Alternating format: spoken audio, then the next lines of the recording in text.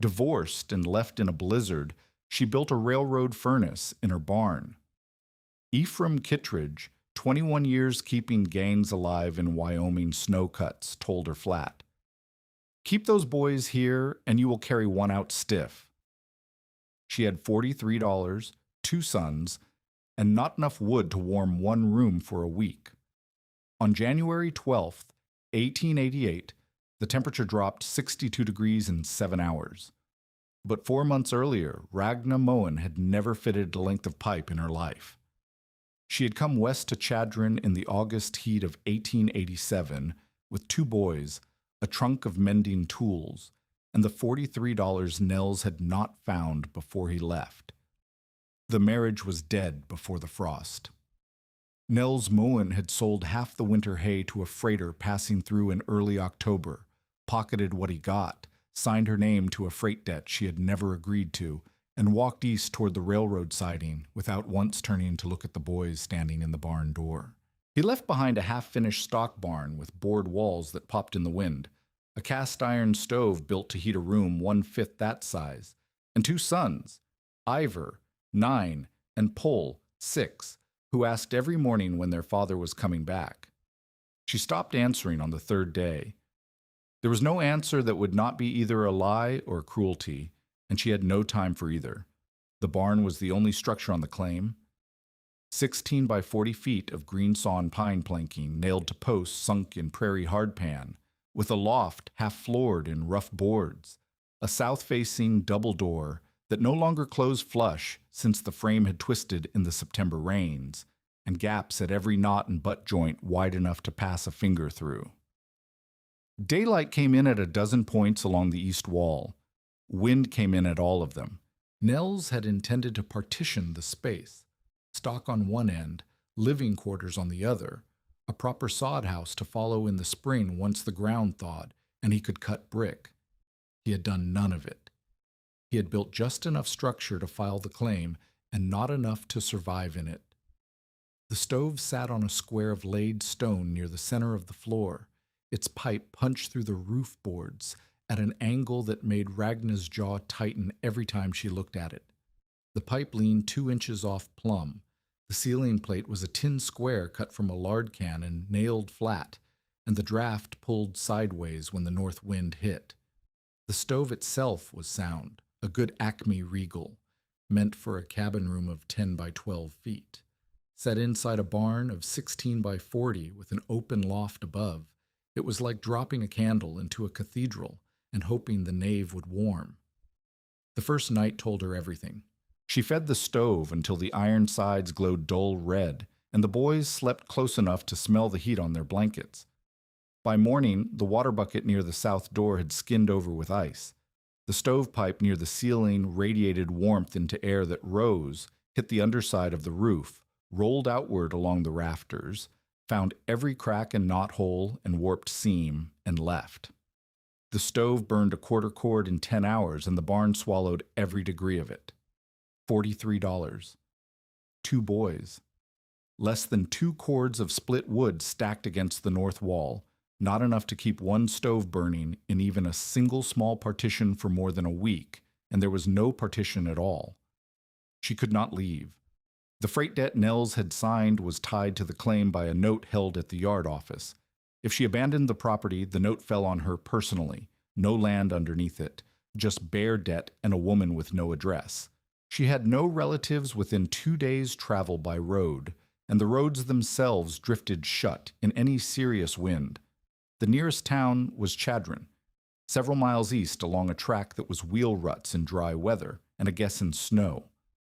Credit at Bowman's Mercantile had closed the hour word spread that Nels had gone. The storekeeper's wife had come out from behind the counter and said, not unkindly, "I'm sorry, Mrs. Moen, but we cannot carry an open account on a claim with no man attached to it." The escape hatch was sealed from every direction. She was here until she solved it, or it solved her. Ephraim Kittredge came on the 5th day. He did not knock.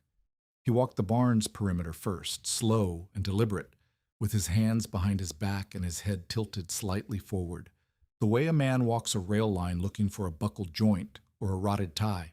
Kittredge was 58 years old, built like a tie post going to gray, with a beard that had gone white at the jaw and fingers that bent wrong at 3 knuckles from fractures that had set without a surgeon.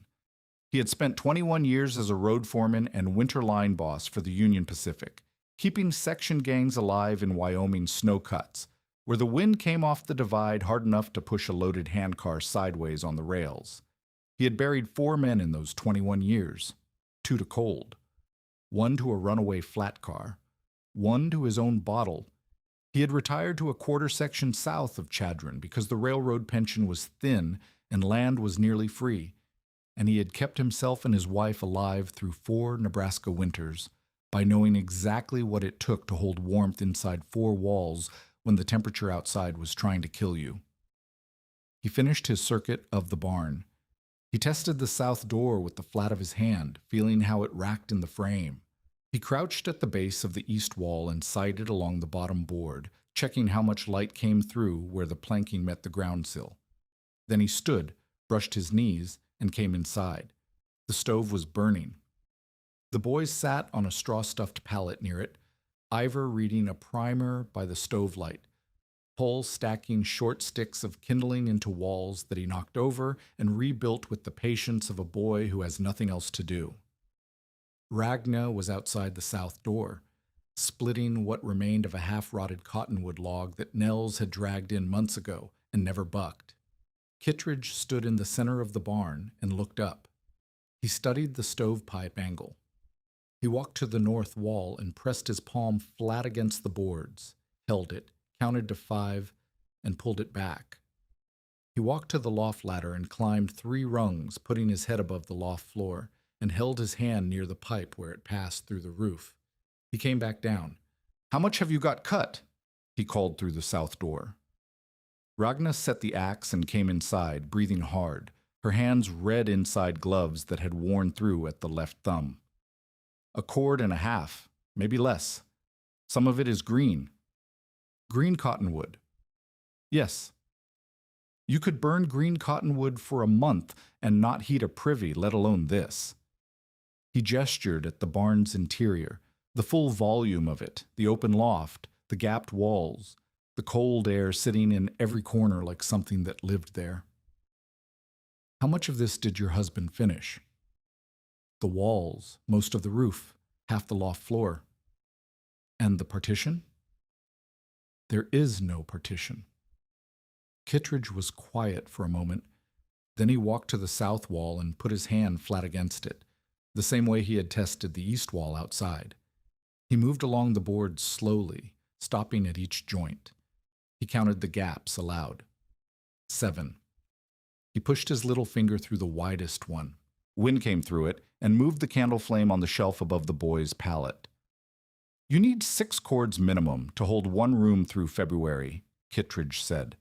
6 cords of seasoned hardwood, not green cottonwood, and that is assuming you build a room worth holding, a real partition, floor to ceiling, banked and chinked.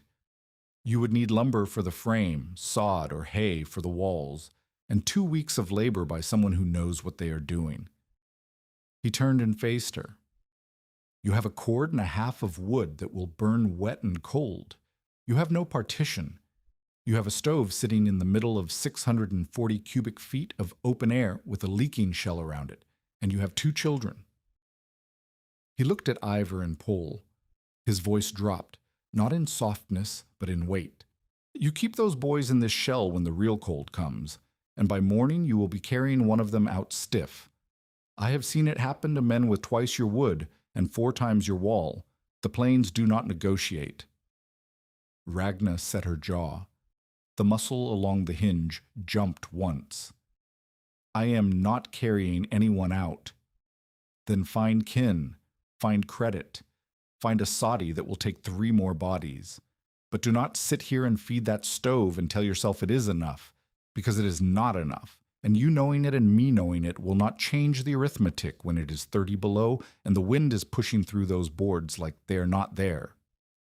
He pulled his collar up and went to the south door. He paused with one hand on the twisted frame. "I'm not trying to be hard," he said, without looking back, I'm trying to keep you from learning the lesson I learned in Wyoming. The cold does not care how much you love your children. It only counts what you have built." Then he left. Ragna stood in the center of the barn and listened to the stove tick. The heat from the firebox pressed against her shins, warm and close and completely useless 6 feet in any direction. Above her, the stovepipe radiated into empty air that carried the warmth up and out through every gap in the roof, and outside the walls, the November wind pulled at the boards like a hand testing a latch. Kittredge was right about the arithmetic.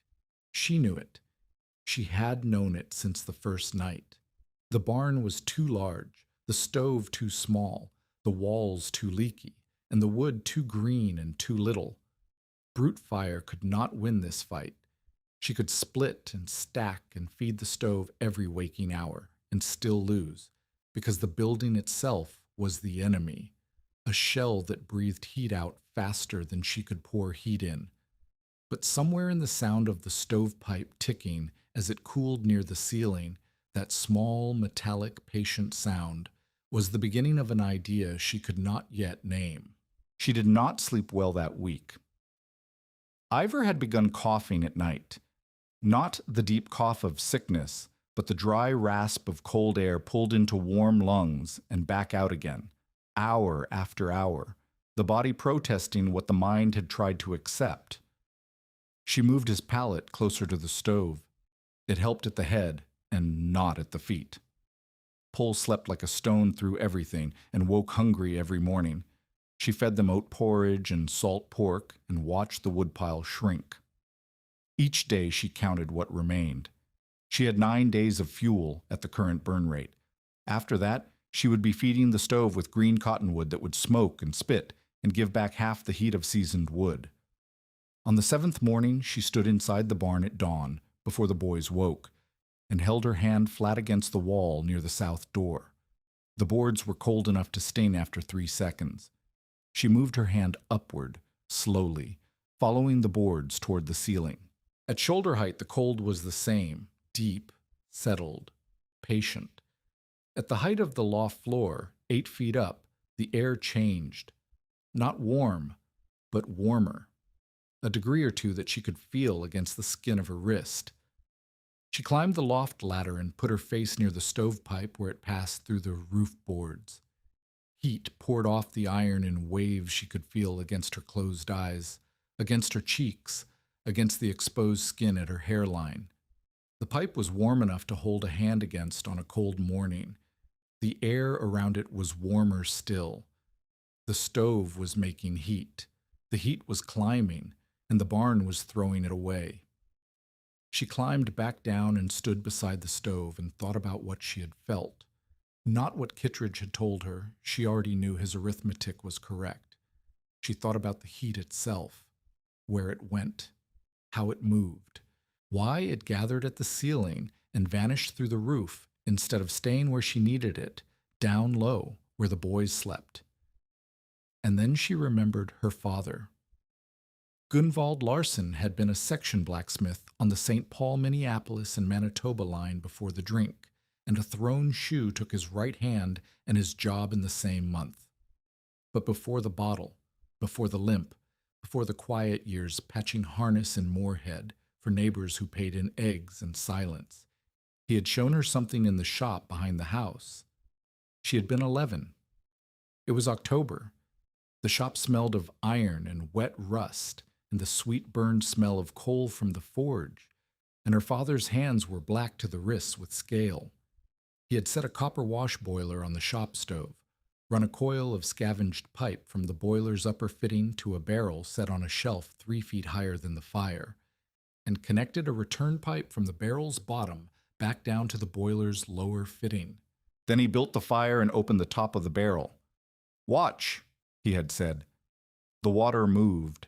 No pump, no bellows, no mechanism she could see. Hot water climbed the supply pipe because it was lighter than cold water, and cold water in the barrel sank and traveled back down the return pipe to the boiler because it was heavier, and the two traded places in a slow, steady, silent circle that kept going as long as the fire burned and the top of the barrel stayed open to the air. Her father had tapped the supply pipe with knuckles scarred white from forged sparks. She could hear the sound now, iron ringing faintly under battered skin.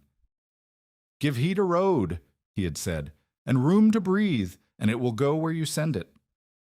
She had filed it away the way a child files away a thing that is interesting but not yet urgent, and she had not thought about it since. 20 years. But standing in the barn that morning with the stove burning wood she could not replace and the heat climbing past her reach into air she could not hold, the memory came back whole, the smell of the shop, the tick of the pipe, the sight of water moving uphill with nothing pushing it but temperature and gravity, and an open vent. Heat could be moved, not just made, moved. She did not need a bigger fire. She did not need 6 cords of hardwood or a new building or walls she could not build. She needed a road, iron pipe carrying hot water from the stove to wherever she told it to go, and an open vent to keep the pressure from building, and enough pitch in the run to keep the water circling without a pump. She needed pipe. She had none. But 3 days later she heard about the wreck. A freighter's helper stopping for water at Bowman's Mercantile brought the news. A locomotive and 3 freight cars had jackknifed in a drift on the Fremont, Elkhorn, and Missouri Valley line south of Brennan Station. The engine was cracked at the frame. The tender had rolled onto its side and split the water jacket. 2 stock cars had broken apart on impact, spilling iron hardware across a 1/4 mile of embankment, brake rigging, tie-down fittings, boiler tubes, threaded pipe, valve bodies, coupling pins, and a stout auxiliary water drum that had torn free from its cradle and come to rest against a drift bank. The road crew had salvaged the locomotive's running gear and boiler onto flat cars. The rest was scrap. It would sit until spring cleanup unless someone hauled it first. Ragna had a mule team. She had a stone boat, a flat drag sled Nels had built for clearing field rock. She had Ivor, who was 9 and could hold reins. She went to Ada Bell that evening. Ada Bell lived on the next quarter south, a lean, dry-voiced woman of 44 who had been widowed 3 years and ran her claim with a grown nephew and a level of competence that left no room for sentiment. She had survived everything the plains had offered: blizzard, drought, grasshoppers, a husband who died of pneumonia in a sod house that Ada had dug herself, and she measured every new idea against a single question. How many ways can this kill someone?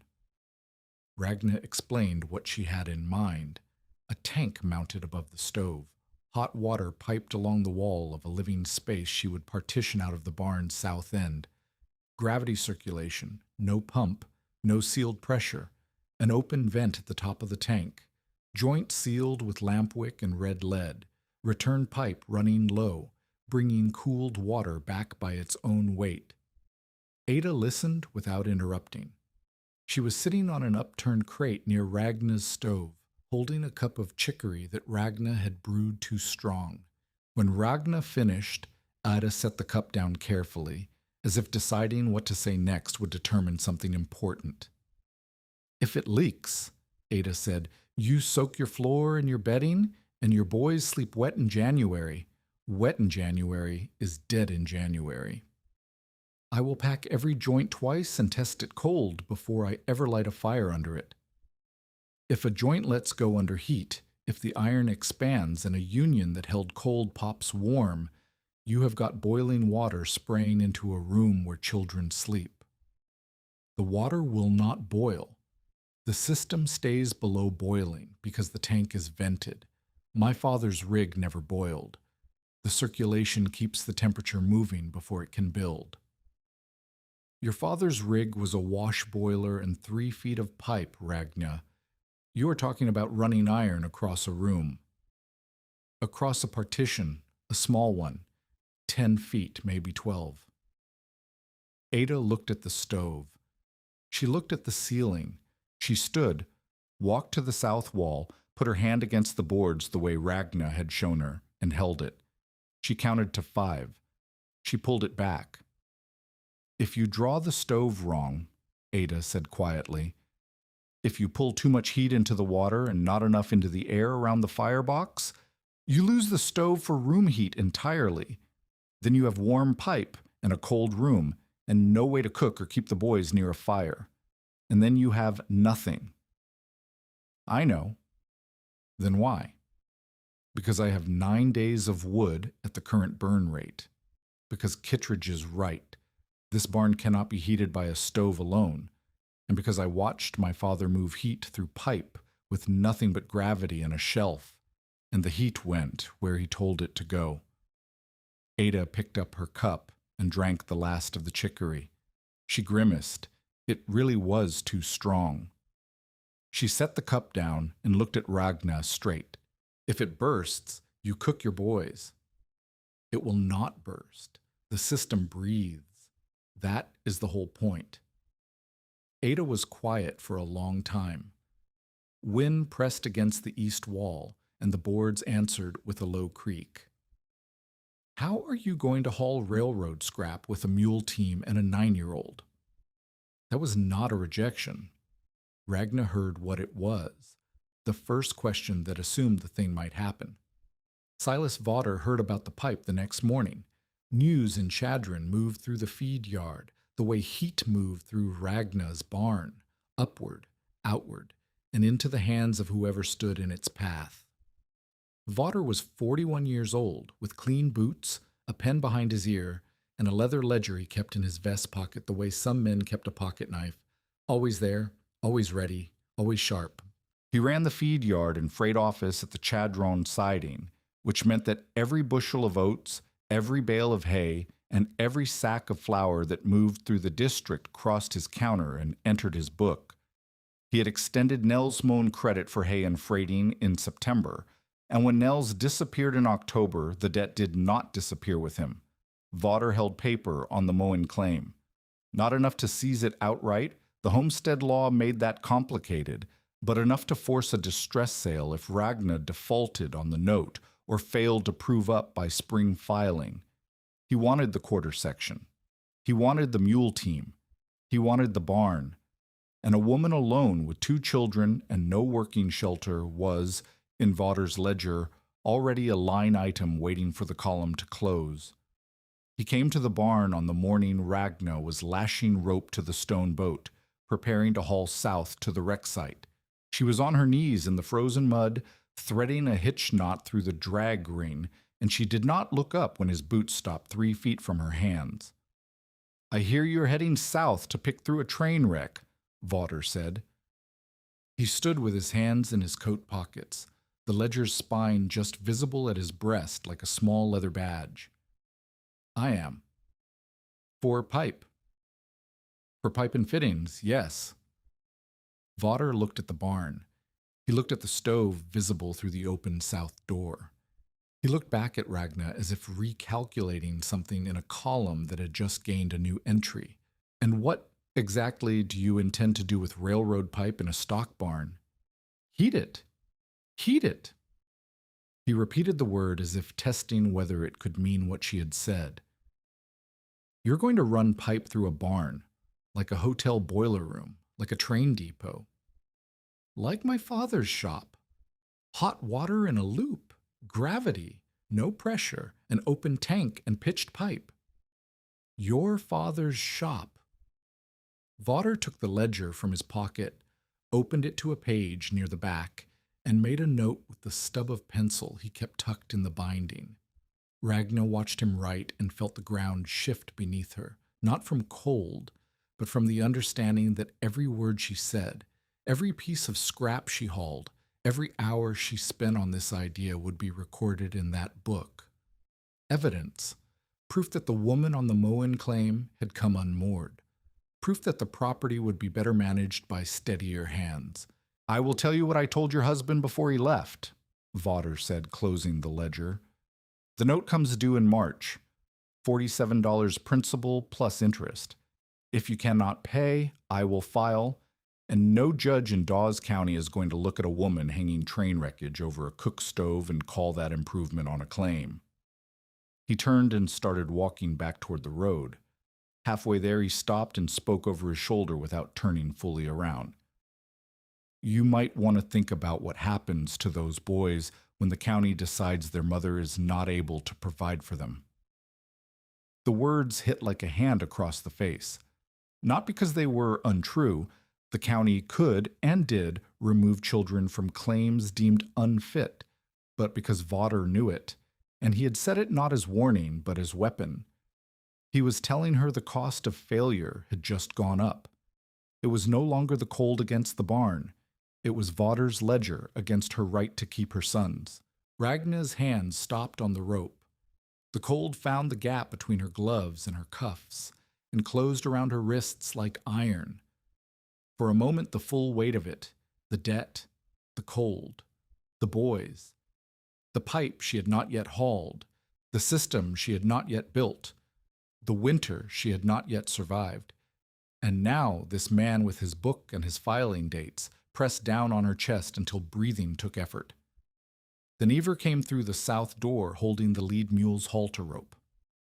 "Mama, she will not stand." Ragna looked at her son, 9 years old, thin in his coat, holding a 1,200-pound mule by the face with hands no bigger than the halter buckle. She took the rope from him. She finished the hitch knot. She stood up and brushed the frozen mud from her knees. She did not think about Vaughters' ledger again until that night, after the boys were asleep and the stove had burned to embers and the barn walls ticked in the falling temperature. In the dark, lying on her pallet with her coat over the blanket and her breath hanging white above her face, she did the arithmetic one more time. $43. 47 owed. 2 boys. A barn that leaked heat like a sieve. A pile of ideas and not one length of pipe. She was building something no one believed would work, with money she could not spare, in a race against weather she could not control, while a man with a ledger book counted the days. She hitched the mules at 4 the next morning before the stars had dimmed, and drove south with Iver toward the wreck. The wreck site looked like a graveyard for machines. Splintered wood and twisted iron spread along the embankment where the drift had caught the train and held it. The locomotive was gone, hauled off on flat cars the day before, but the tender's shell lay on its side like a dead animal, split along the water jacket, ice hanging from the rupture in yellow-white teeth. The stock cars had broken apart on impact. Their ribs stuck up from the snow at angles, and between them lay the hardware, brake rods, coupling pins, tie-down bolts, angle iron, and half-buried under packed drift, pipe. Threaded iron pipe in 4-foot and 6-foot runs, some bent, some straight, all cold enough to burn bare skin on contact. Ragna walked the line while Iver held the mules at the road. She moved slowly, picking through the debris the way her father had taught her to sort stock at the forge, by feel, by weight, by the ring of iron when you struck it with a knuckle. She was looking for specific things, pipe in lengths she could handle and join with threads intact enough to take a union or an elbow. Elbows and unions themselves. The joints that would let her turn corners and make connections without cutting and rethreading in the field. Valve bodies that could serve as shutoffs if she needed to drain a section. And a tank. She found the tank 40 minutes in, resting against a drift bank where it had come to rest after tearing free from the locomotive's auxiliary cradle. It was a riveted iron drum, dented along one side from the impact, but the seams were tight and the flanged outlet at the bottom was intact. A threaded bung at the top would serve as a fill point and, if left open, as the vent that would keep the whole system breathing. It was heavy, she guessed 150 pounds empty, but it was sound. She could not lift it alone. She walked back to Iver and the mules. "I need you to pull the team forward on my signal," she said. "Slowly. Just enough to take the slack." She laid a plank from the ground to the stone boat's deck, rolled the tank to the base of the ramp, looped a rope around it, hitched the rope to the drag chain, and told Iver to walk the mules. The tank groaned up the plank and settled onto the stone boat with a sound like a church bell laid on its side. They worked until the light went amber and the cold began to press. Ragna sorted pipe by diameter and thread, discarding anything with cracked walls or stripped threads. She loaded 12 lengths of 1¼ inch threaded iron pipe, 8 elbows, 6 unions with intact threads, 2 globe valves with working stems, a bundle of narrow boiler tubes she might use later for secondary runs, and the tank. The stone boat groaned under the load. The mules pulled with their heads low and their hooves punching through the crust. On the ride back, with the iron shapes dark against the white ground behind them, and the rust and grease smell of railroad salvage mixing with the clean cold of the air, Ivor asked a question. "What are we building?" Ragna looked at the pile. She thought about how to explain gravity circulation to a 9-year-old and decided not to try. "A road for heat," she said. "You've ever considered this?" "Like a railroad?" "Like a railroad that never leaves the barn." He was quiet for half a mile. Then, "Will it work?" The honest answer was that she did not know. She had a memory of her father's shop, a dead man's knack for making water climb pipe, and a barn full of salvage that she had never assembled into anything more complicated than a sawhorse. The honest answer was maybe, and maybe was not a word you gave a 9-year-old whose feet were cold and whose cough came back every night. "We will find out," she said. They reached the barn after dark. Ragna unloaded the pipe by lantern light, stacking lengths along the inside of the north wall, sorted by diameter and fitting type. The iron was cold enough to stick to wet skin. She handled each piece with rags wrapped around her palms and felt the weight settle into her arms and her shoulders and the small of her back like a debt being paid in installments. When the last piece was inside, she stood over the iron laid out on the barn floor and tried to see the shape of the thing. Tank above the stove, mounted on a cradle strong enough to hold it full, 250 pounds or more of iron and water. Supply line leaving the tank's bottom outlet, running along the upper wall of a partitioned pen she'd not yet built. The hot water would rise and flow by gravity through pitched pipe toward the far end of the pen. Return line coming back low, under the sleeping platform, carrying cooled water back to the tank where it would reheat and rise again.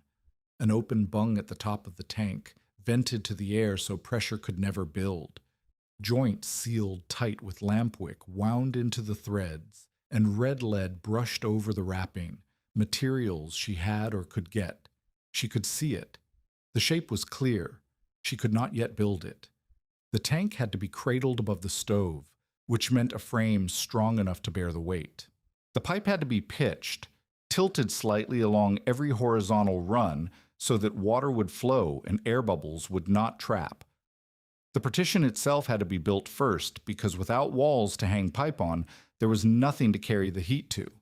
And every joint, every union, every elbow had to seal tight against water that would be hot enough to scald if it sprayed into a room where boys slept. She needed hands she did not have, knowledge she was still guessing at, and time the weather had not promised her. If you have ever built something that everyone around you said could not work and kept going anyway, tell us about it in the comments.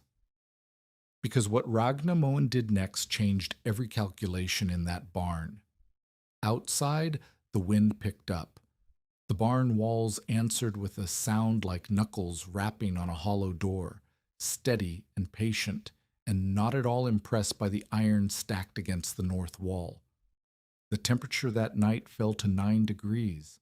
By morning, the water bucket at the south door had frozen solid to the bottom, and the breath of 2 sleeping boys hung white above their blankets, like something the cold had left behind to watch them. She had weeks before the deep winter hit, maybe less. The mules stood in their stalls with frost on their whiskers. The pipe lay on the floor in the dark, waiting, and the first length had not yet been lifted from the ground.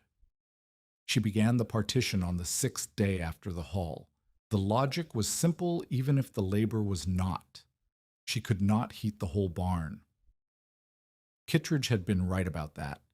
640 cubic feet of leaking air was a fight no stove could win. But she did not need the whole barn. She needed a room inside the barn, a living pen, walled and ceilinged, small enough that a stove and a pipe loop might hold it. The stock could keep the rest. Mules and cold air did not need what her boys needed. She chose the southwest corner. It had the fewest wall gaps, the best access to the stove's current position, and the south door could be sealed more easily from inside a partition than from the barn at large.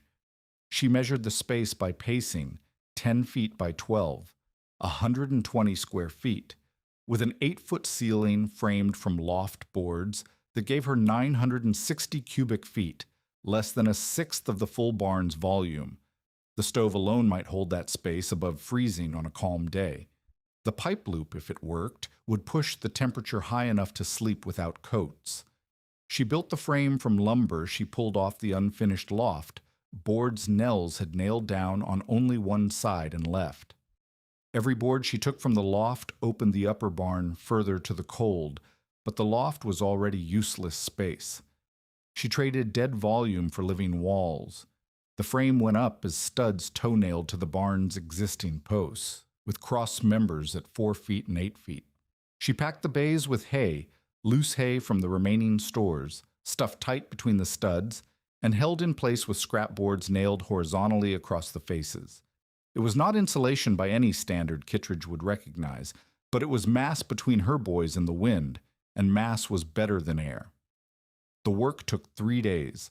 Her hands blistered on the 2nd day, split on the 3rd. She wrapped them in strips torn from a flour sack and kept driving nails. Ivor helped where he could, holding boards, handing nails, dragging hay from the stack behind the barn. Pole watched from the straw pallet near the stove and asked questions she could not always answer. "Why are you putting hay in the wall?" "Because it holds heat." "Why does it hold heat?" "Because air trapped in hay does not move, and air that does not move does not carry warmth away." "Why does air carry warmth away?" "Because that is what air does, Pole. Go eat your porridge." By the 9th day after the haul, the partition was up. 3 walls of hay-stuffed framing enclosed the southwest corner. The 4th wall was the barn's own south and west planking, which she had chinked from inside with rags and clay dug from the creek bank before it froze. The ceiling was loft boards laid across the top frame and covered with 2 horse blankets she could not afford to lose, but could not afford not to use. A doorway cut through the east wall of the partition, hung with a heavy quilt, gave access to the rest of the barn for wood, water, and stock tending. The pen was dark. It smelled of hay and clay and the iron tang of the stove, which she had moved to the southeast corner of the new room, its pipe now running straight up through a hole she had cut in the ceiling boards and out through the original roof exit. The stove fit the space better now. The heat reached all 4 walls before it died. But it still climbed. It still gathered at the ceiling. And the walls, even stuffed with hay, still leaked. She needed the pipe, and she did not know how to install it. Torsten Brecke came because of a rumor and stayed because of a thread pitch. He was 64 years old, an immigrant millwright from Hardanger who had come to Nebraska by way of Minnesota, Wisconsin, and a decade of repair work on threshing engines, sawmill boilers, and grain elevator conveyors. His hands had fitted pipe on commercial steam systems in 2 states. His left leg had been crushed below the knee by a dropped flywheel in a threshing accident in 1883, and it had healed short and stiff, leaving him with a rolling gait and a cane he used more for pointing at things than for walking.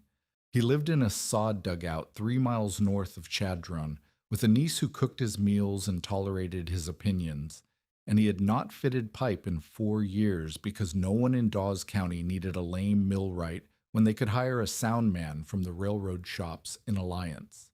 He heard from a section hand at the Chadron Depot that a Norwegian woman on the Moen claim had hauled a tank and a dozen runs of threaded pipe out of the Brennan wreck and was building something in a barn. The section hand thought it was funny. Brecka did not. He hitched a ride on a supply wagon heading west and walked the last mile on the bad leg. He arrived in the late morning of the 11th day after the haul. Ragna was in the barn, on her knees beside the north wall of the partition, with the 12 lengths of pipe laid out on the floor in the order she intended to connect them.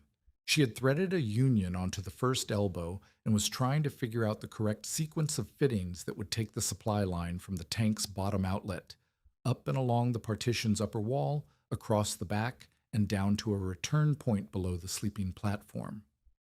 Brecka stood in the doorway of the partition and watched her for 2 full minutes without speaking. She did not notice him. She was holding a union against an elbow, turning it by hand, counting the threads by feel. "You have the supply and return backwards," he said. Ragna looked up. She saw an old man with a cane, a coat patched at both elbows, and hands that were mapped with burn scars and callus in patterns she recognized, the marks of a man who had spent years near hot iron. "The hot water leaves the tank from the top outlet, not the bottom," Brecka said. He stepped into the partition and pointed at the tank, which sat on the floor near the stove, still unmounted. "Hot water is light. It rises. You take it off the top and send it high along the wall. The return comes back cold and heavy, enters the tank at the bottom. Gravity does the rest." He tapped the tank's lower flange with the tip of his cane. "You had the logic right. You had the fittings reversed." Ragna set the union down. "How do you know what I am building?" "Because I have built 6 of them, 3 in Wisconsin and 3 in Minnesota." He looked at the pipe on the floor. He looked at the elbows and the unions. He crouched slowly, the bad leg extended straight, and picked up one of the unions. He turned it in his fingers, checking the thread. "Where did you learn to sort fittings by thread gauge?" "My father was a section blacksmith." Brecka nodded as if that explained something he had already suspected. "Your thread sort is good. Your pitch concept is right. Your sequence is wrong, and if you hang that tank where I think you intend to hang it, the cradle will need cross-bracing or the weight of the water will pull it off the wall inside a week." He set the union back on the floor, exactly where she had placed it, and stood up. "I am not offering charity," he said. "I do not do charity. But I have not put my hands on a pipe fitting in 4 years, and my hands are not happy about that. If you will feed me dinner 3 days, I will show you how to run this loop so it does not kill your children." Ragna looked at him. She looked at the pipe on the floor. She looked at her own hands, wrapped in flour sack bandages, split at 3 knuckles from driving nails into green lumber. "I can feed you 4 days," she said. "The porridge is thin, but the salt pork is real." 4 days, Brecka said. "That is enough." It was not enough. It took 7. Brecka taught by doing. He did not lecture. He picked up a pipe, showed her the motion, handed her the wrench, and watched her repeat it until the joint was right. The first lesson was the tank. They built a cradle from salvaged lumber and 2 angle irons pulled from the rec hall, cross-braced with a diagonal that Brecka measured by eye and cut with a precision that made Ragna's saw work look like guessing. The cradle mounted to 2 of the partition's vertical posts, positioning the tank 3 feet above the stovetop, high enough that the temperature difference between the hot water leaving the tank and the cooled water returning would create enough gravity pull to keep circulation moving. "The height is the engine," Brecka said, tapping the gap between the tank's bottom and the stovetop with his cane. "Without enough height, the water will not know which way to go.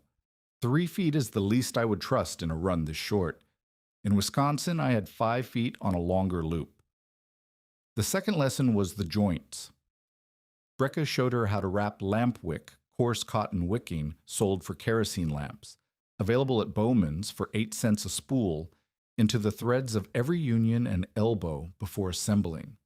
The wick filled the thread gaps and gave the red lead paste something to grip.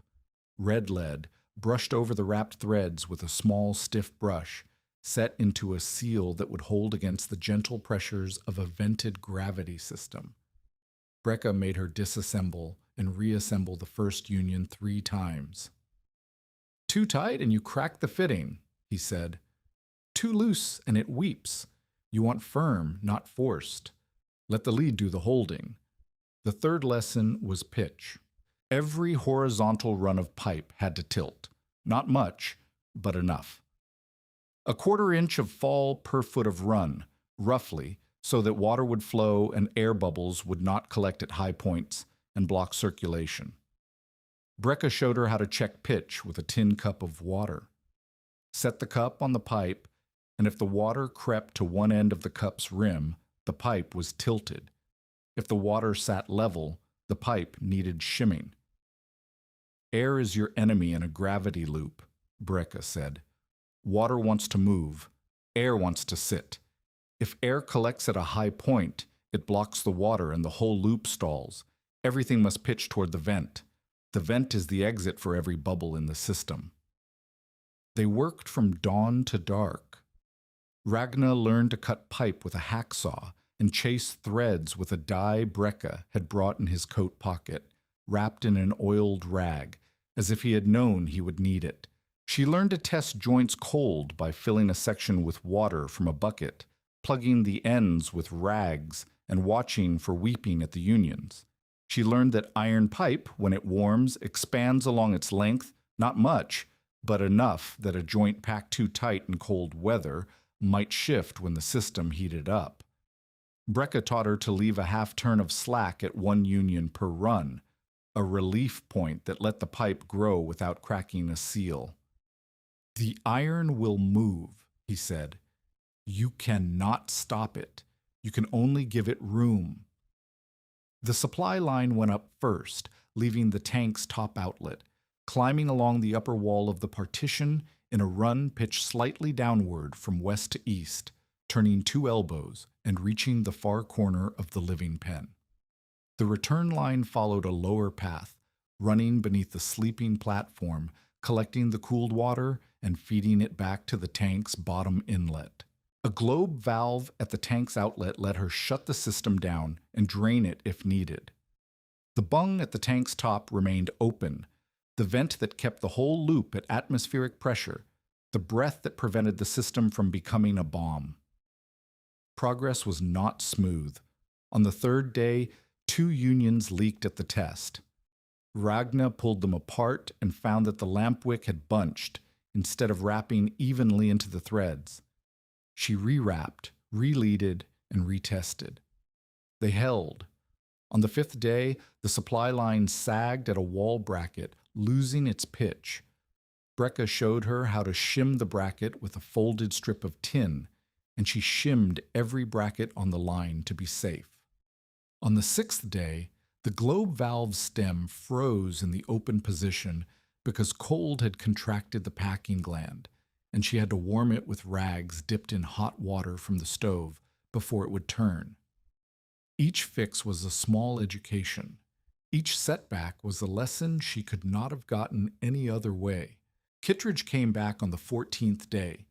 He stood in the doorway of the partition and looked at the tank, the pipe, the cradle, and the old man with the cane who was checking pitch on the return line with a tin cup. "What in God's name have you done to this barn?" Kittredge said. Brecca did not look up from the cup. "She has done what you told her could not be done, and she has done it correctly." "I told her to find credit or kin. I did not tell her to hang a railroad tank over a cook stove." "And yet here we are." Brecca straightened slowly and set the tin cup on the edge of the sleeping platform. The supply line pitches true. The return runs clean. The vent is open. The joints are packed and leaded. This system will circulate by gravity without a pump, without pressure, and without anything that would not have been familiar to any steam fitter working in 1870. Kittredge walked the partition. He touched the pipe. He looked at the hay-packed walls. He crouched and looked at the return line under the sleeping platform. He stood and looked at the vent.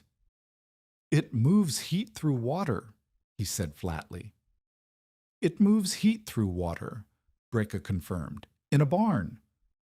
"In a room inside a barn. A small, insulated room. The barn is the shell. This room is the egg." Kittredge looked at Ragna. "And when it does not work, when the wind comes through those boards and the temperature drops 40, 50 degrees in an afternoon, what then?"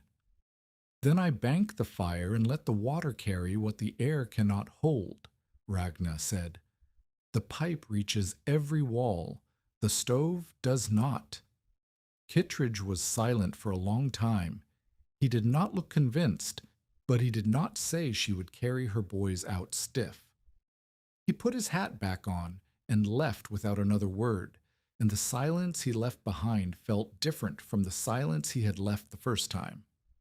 The first time, the silence had been a verdict. This time, it was a question he did not yet know the answer to. The system ran for the first time on the 20th day after the haul. Rana filled the tank through the open bung bucket by bucket, hauling water from the pump at the well until the tank was 3/4 full and the water stood visible an inch below the vent opening. She opened the globe valve. Cold water filled the supply line with a sound like a creek moving under ice, a low, ticking, uneven gurgle as water found the pipe and air escaped through the vent in small size. The return line filled next, slower, heavier. Water appeared at the joints, and she watched each one. No leaks. The lamp wick and red lead held. Then she built the fire. It took 20 minutes. The tank sat above the stove, close enough that the firebox heat radiated into the iron bottom, as well as warming the water inside through the flue path. The water in the tank warmed. She could feel it by pressing her hand against the tank's side. Cold iron becoming cool iron, becoming something her palm did not want to leave. At 30 minutes, the supply pipe ticked. A small sound, like a finger tapping glass. The iron was expanding. The water inside was warming. At 45 minutes, she pressed her hand against the supply line at the far wall of the partition, 12 feet from the stove, and felt warmth. The boys noticed before she said anything. Paul put his hand against the pipe, where it ran along the wall behind the sleeping platform. "Mama, the wall is warm." It was not warm. It was less cold. But in a barn in November in northwestern Nebraska, less cold was a revolution. Breka checked the return. Cool water moving steadily. The pitch was correct. The gravity was working. He checked the vent. A faint wisp of steam ghosted at the bung opening, proof that the hottest water was venting properly and the system was not building pressure. "The loop is live," Breka said. He said it the way a surgeon might say the patient is breathing, not with celebration, but with the careful, measured relief of a man who knew how many things could still go wrong. That night, the partition held at 38 degrees while the outer barn dropped to 14. The difference was 24 degrees. It was not enough to be comfortable. It was enough to keep water liquid and breath visible, and boys sleeping without shivering hard enough to cough. It was a start, and like everything on the plains that winter, it would have to prove itself again under conditions that had not yet arrived. The first 12 days of January, 1888, were mild. Unseasonably, strangely mild. The temperature rose above freezing on 3 separate days, and on January 11th the sun came through a thin overcast with enough strength that Ragna left the partition quilt pinned open and let the air move. The boys played outside for the first time in weeks. Settlers along the road walked without heavy coats. Someone at Bowman's Mercantile said it felt like March had come early, and no one disagreed. Ragna did not trust it.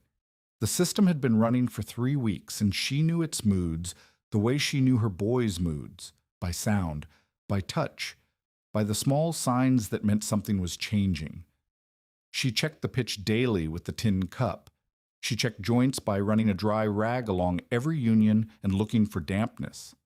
She listened to the vent. A faint hiss meant the stove was pushing the upper edge of what the system could manage.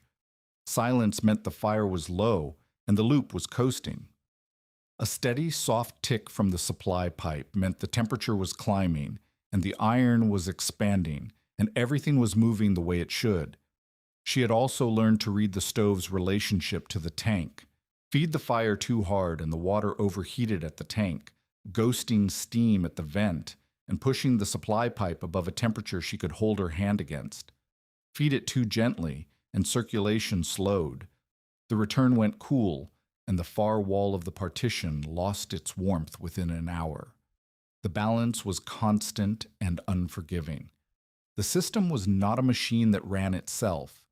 It was a living arrangement between fire, water, iron, and air, and it required attention the way a newborn required attention, not because it was fragile, but because the consequences of inattention were immediate.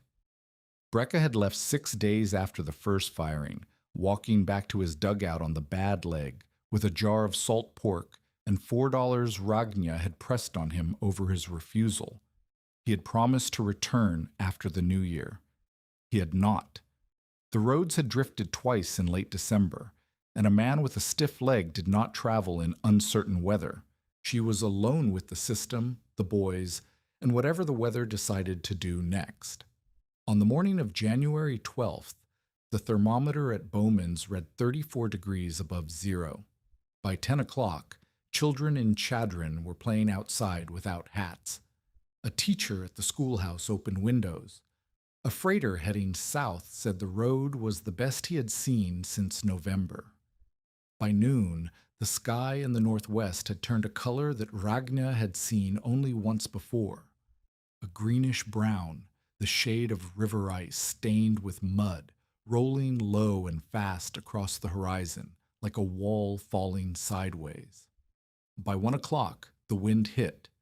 The temperature dropped 62 degrees in 7 hours. It did not fall gradually. It crashed.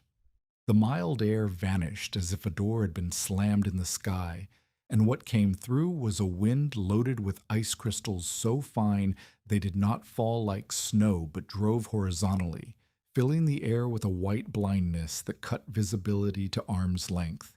The barn walls shuddered. The south door, patched and propped and wedged since October, flexed inward against its frame and let a blade of wind through the gap that snuffed the candle on the shelf from 6 feet away. Ragna was in the partition when the storm hit. She had been adjusting the stove damper. The system was running light because the morning had been warm, and the first gust came through the barn shell like a living thing, hammering the outer boards and pressing through every gap and seam and knothole with a sound that was not wind but pressure.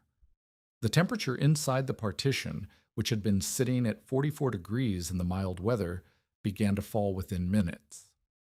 She sealed the quilt across the partition doorway. She stuffed rags into the gap between the quilt and the frame. She checked the vent, still open, still breathing. She fed the stove. The first hour was management. She built the fire to the highest level the system could handle, just below the point where the vent would ghost steam, and watched the supply pipe respond. The iron ticked as it warmed. Warmth spread along the wall. The return line ran cool and steady. The loop was working. The partition was holding.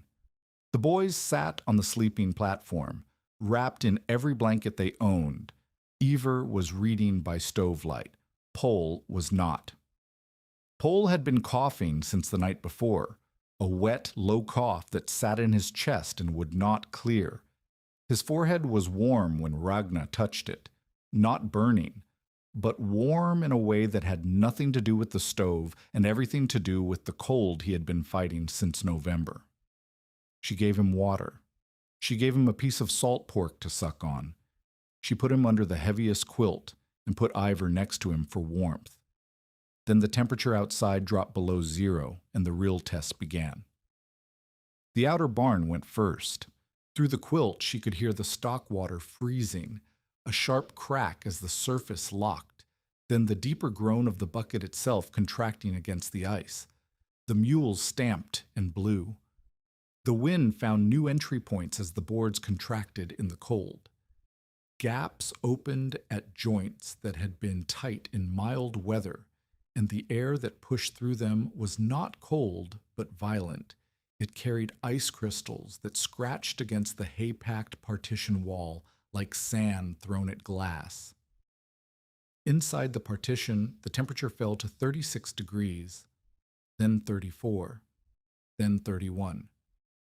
The stove was running at full draw, the damper wide open, the firebox packed with the best wood she had, seasoned elm splits she had been saving. The supply pipe was warm to the touch. The return line was cool.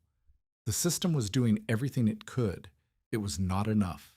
At 31 degrees, the frost line crept down the partition wall where the hay packing was thinnest, the upper east corner, where she had run out of loose hay and filled the gap with rags that had compressed and settled. The pipe ran along the opposite wall. The heat could not reach the weak point from where it traveled. She pulled the sleeping platform away from the east wall and shoved it against the west wall, directly under the supply line. The boys moved with it, Pole coughing against Ivor's shoulder. Now the warmest part of the system, the supply run, carrying the hottest water, was directly above where they slept.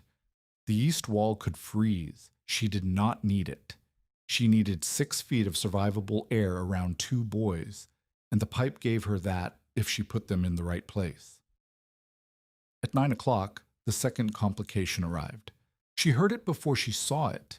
A soft, irregular tapping sound from the return line, down low, near the point where it passed under the sleeping platform's original position. She crouched with the lantern and saw it. A bead of water forming at the second union from the tank inlet, swelling and dropping to the floor. Drip, drip, drip. 1 every 3 seconds. The joint was leaking, cold contraction. The iron pipe had shrunk as the temperature around it fell, not much, not even a visible amount, but enough to shift the union seal where the lamp wick had been wrapped too thin. Brecca had warned her about this. He had told her to leave relief slack at 1 union per run. She had. But the leaking union was not the relief union. It was a standard joint, packed and leaded like all the others, and the cold had found the one place where the packing was not quite thick enough. She could not shut down the system.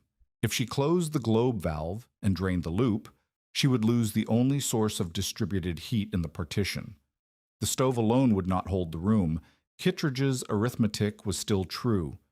If she left the leak, she would lose water. The tank would drop. If the tank dropped below the supply outlet, circulation would break and the loop would go dead. She had to fix it while the system was running. She wrapped rags around her hands. The water in the return line was not hot, but it was warm enough to make wet skin slip on iron, and she put the pipe wrench on the union. She could not disassemble it. There was water in the line. She could only tighten. She gave the wrench a quarter turn, feeling the union compress against the packing inside. The drip slowed. She gave it another 1/8 of a turn. The drip stopped. She held the lantern against the joint and counted to 60. No bead formed. The seal was holding. But she knew, Brecca had taught her this, that a joint tightened under thermal stress was a joint living on borrowed time.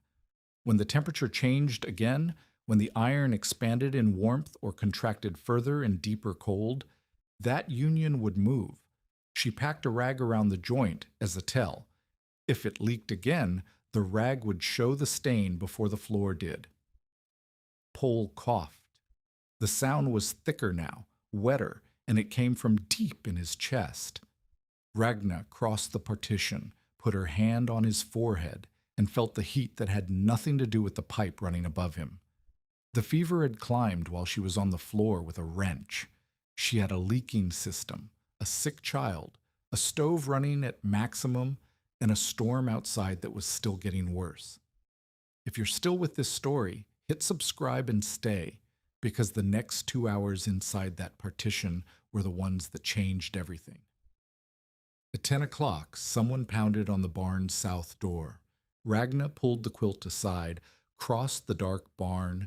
The outer air hit her face like a blade, the temperature out here well below zero, and the wind a continuous roar, and shoved the south door open against the drift that had already built a foot of packed snow against the base. Kittredge stood in the doorway with a man slung across his shoulders. The man was Gus Phelan, a freighter's helper who had been driving a team south of Chadron when the storm hit. His wagon had stalled in a drift. His team had broken harness and bolted. He had tried to walk back to the road and made it a quarter mile before the wind knocked him flat. Kittredge and 2 neighbors had found him lying in the lee of a haystack, conscious but unable to stand. His hands were white. His feet were in his boots, but he could not feel them. His face was the color of tallow. "He needs heat," Kittredge said. "Stable heat. Not a blast from a stove that will crack the skin on his hands and he will lose the fingers. He needs to warm slow." Ragna understood what Kittredge was saying. He was not asking for the stove. He was asking for the pipe. Direct stove heat, putting frozen hands near a firebox, would warm the surface too fast while the tissue beneath stayed frozen, and the rapid temperature change would damage the flesh worse than the cold had. What Phelan needed was ambient warmth, steady even, distributed heat that would bring his core temperature up gradually while his extremities thawed at their own pace. The pipe loop was the only thing in the district producing that kind of heat.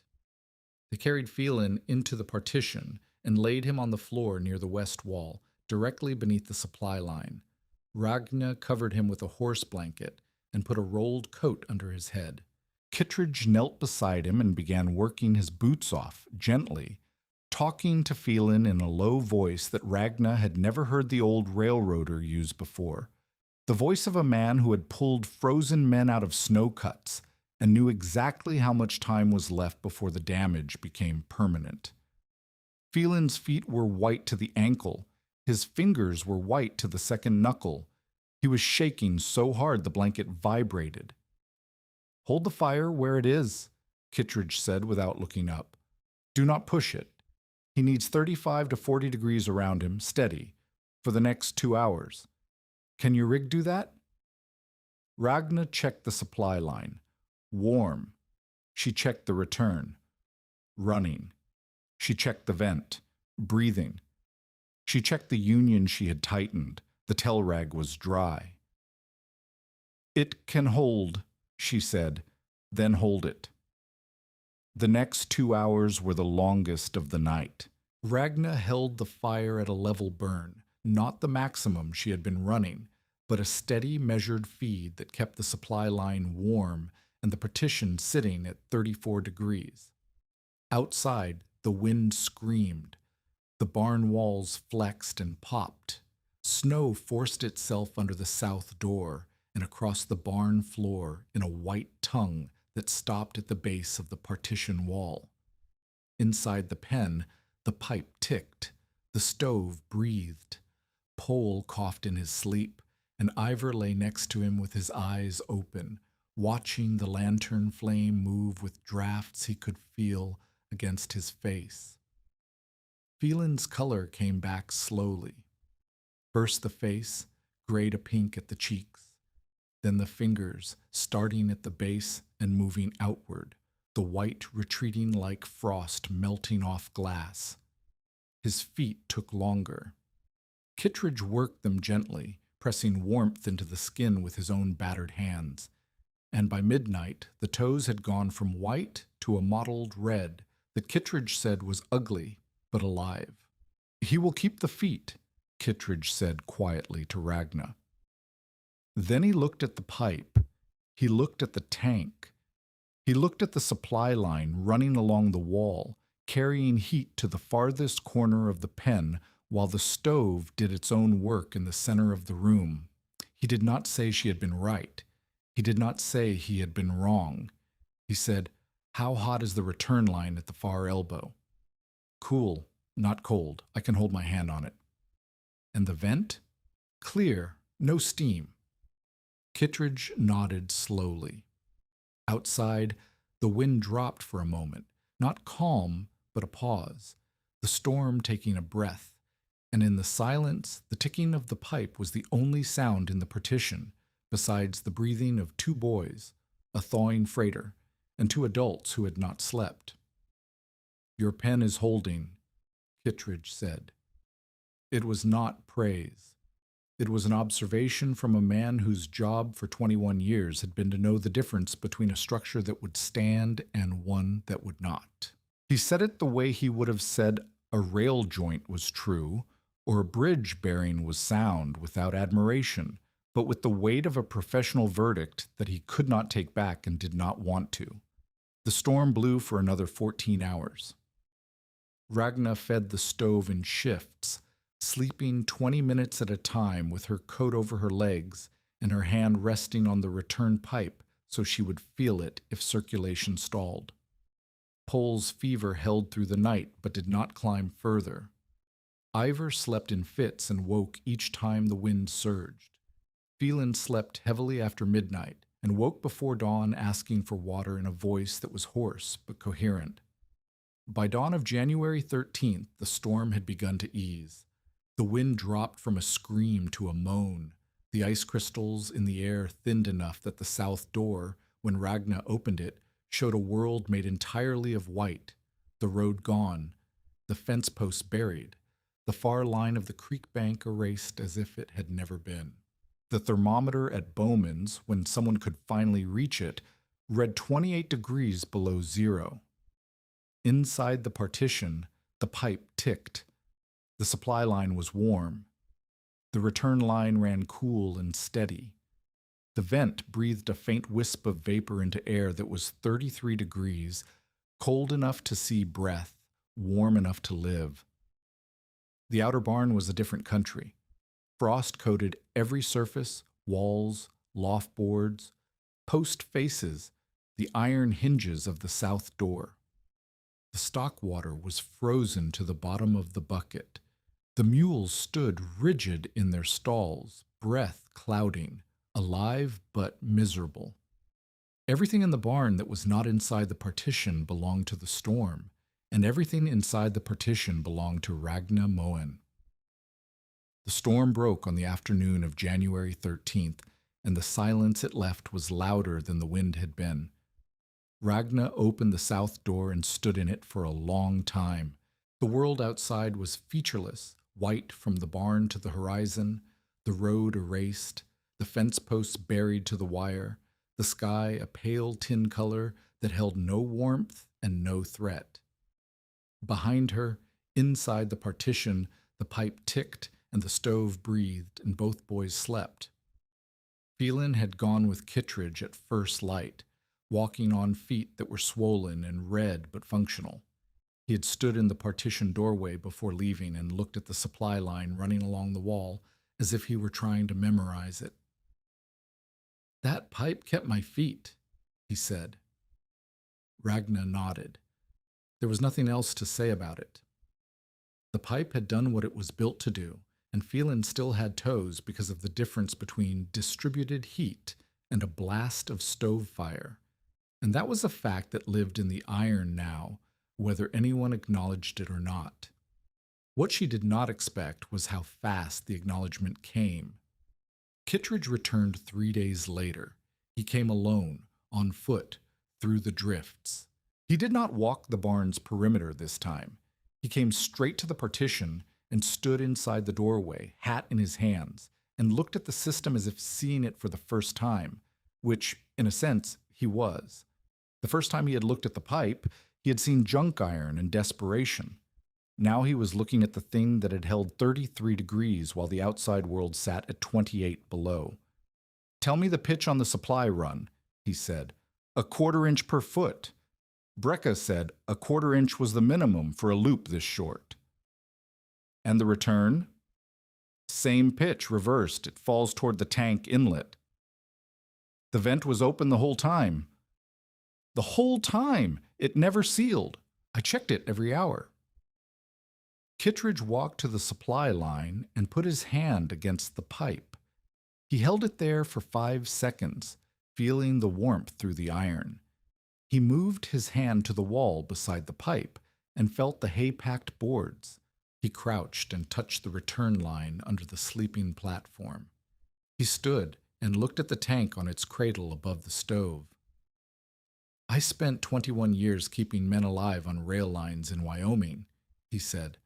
I kept them alive with fire, big fires, fires fed with coal and wood and anything that would burn, inside shelters built from ties and tarpaulin and snow walls.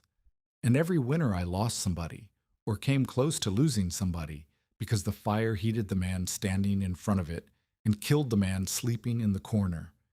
The heat went straight up, and the cold stayed low, and the men on the floor froze while the men on their feet sweated. He touched the supply pipe again. I judged the fire, he said, and I missed the heat. You did not make a bigger fire. You sent a smaller fire where it mattered. I've been thinking about that for 3 days, and I still do not fully understand why it did not occur to me in 21 years of winters. He put his hat back on. Phelan is telling everyone between here and the depot what happened to his feet, Kittredge said. You should be ready for that. Ada Bell came the next morning. She brought a sack of dried corn, a jar of pickled beets she had put up in October, and a list of questions written on the back of a feed receipt in pencil, so small Ragna had to hold it near the stove light to read. I am not here to apologize, Ada said, standing in the partition with her coat still buttoned and her eyes moving from the tank to the supply line to the return to the vent. I told you it could kill your boys, and I meant it. If the vent had sealed, or if a union had let go under full heat instead of cold creep, it could have. I was not wrong about the risk. I was wrong about you. You were not wrong about any of it, Ragna said. Every danger you named was real. The union did leak. In the storm, cold contraction opened a joint on the return. Ada looked at her sharply. What did you do? Tightened it a quarter turn on a running system and packed a tell rag around it. While the boys were sleeping. While Pole was sleeping with a fever, and a freighter's helper was thawing on my floor. Ada was quiet for a long moment. She unfolded her question list. Show me the pitch, she said. Start at the tank and walk me through it. Ragna showed her. She walked the loop from the tank's top outlet, along the supply run at the upper wall, through the 2 elbows at the corners, down the far end, and back along the return under the sleeping platform to the tank's bottom inlet. She showed Ada the pitch, the slight tilt in every horizontal run that kept water moving and air bubbles traveling toward the vent. She showed her the joints, lampwick wrapping visible as a thin ridge under the red lead at every union and elbow.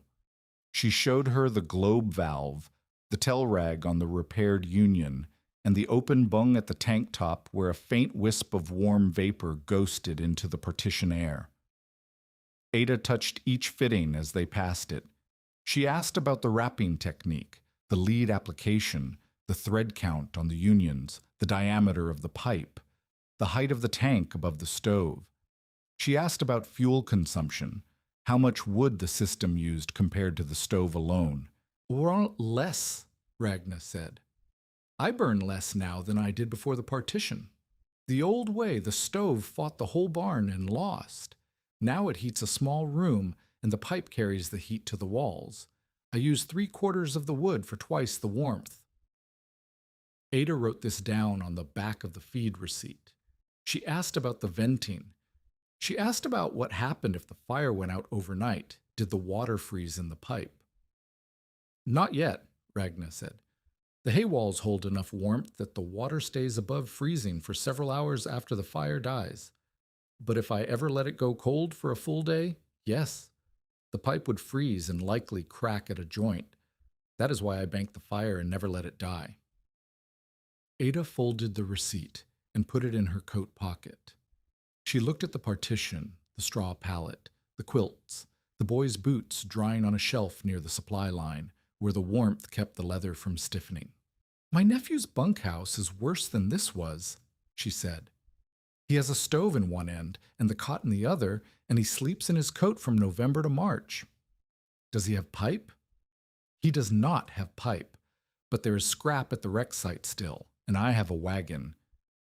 That was how it started. Not with a declaration or plan, but with Ada Bell writing pipe diameters on a feed receipt and asking whether her nephew could build a cradle strong enough to hold a water tank. Within 2 weeks of the storm, 4 families had come to the barn to see the system.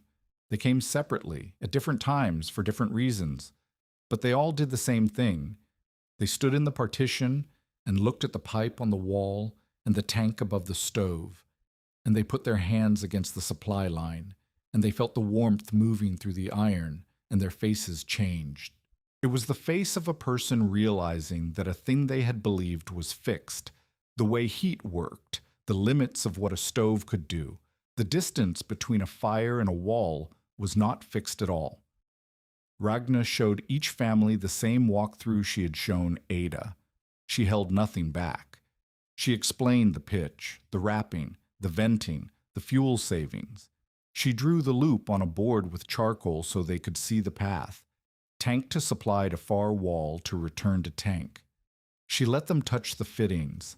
She let them feel the return line. Cool, but not cold. Proof that the water was circulating and the gravity engine was running. Not everyone could replicate the full system. Not everyone had access to pipe or the skill to thread and seal joints or a structure where a gravity loop made sense. But the principle, the idea that a smaller insulated room heated by distributed warmth was more survivable than a large open space heated by a single fire, that principle transferred to anyone who would listen. Build the walls first, shrink the space, insulate with whatever you have, then move the heat to where it is needed instead of hoping it will reach on its own. 3 of the 4 families built partitions in their own barns or sheds that winter. One, the Ericksons, a young couple with a baby born in November, hauled pipe from the wreck site and asked Ragna to help them run a single supply line through a sleeping alcove. Ragna went. She brought the pipe wrench Brecca had left behind and the die from his coat pocket and spent a day on her knees in the Ericksons' barn, threading unions and checking pitch with a tin cup while the baby slept in a crate 2 feet from the new pipe. If this story reminds you why practical knowledge matters more than anyone gives it credit for, share it with someone who needs to hear it, because Ragna Moen was just getting started. Silas Vaughter heard all of it. He heard about Phelan's feet. He heard about Kittredge's visit. He heard about Ada Bell's questions and the Ericksons' pipe run. He heard it through the feed yard, where every piece of news in the district crossed his counter, and he wrote it all down in the ledger with the same careful hand he used for debts and freight charges. He did not come to the barn. He did not ask to see the system. He told a teamster at the yard office that the Moen woman had gotten lucky in a storm, and the rest was storytelling. He told a neighbor that railroad pipe in a barn was a fire hazard, and the county would hear about it if she was not careful. He told no one that the note on her claim was still due in March, because he did not need to. The note was in his ledger, and the ledger did not forget, but the ledger was beginning to work against him. Each family that visited the barn, each person who saw the system and carried the idea home, was a vote and account that Vaughter could not control. Ragna Moen was not failing. Ragna Moen was teaching. And a woman who was teaching her neighbors how to survive was harder to call unfit than a woman hanging train wreckage over a cook stove. The ground under Vaughters' claim was shifting, and he could feel it, and it made him quieter and more careful, which was more dangerous than loud. Brecca came back in the first week of February. He arrived on a supply wagon, his bad leg wrapped in an extra layer of wool, carrying a canvas sack that clinked when he set it down. Inside the sack were 6 unions, 4 elbows, a new globe valve, and a 3-foot length of 1.5-inch pipe, all purchased, he said, from a salvage dealer in Alliance who had gotten them from the same wreck cleanup. "I heard your rig held," he said, standing in the partition, looking at the system with the eyes of a man examining his own work after it had been tested. He checked the joints. He checked the pitch.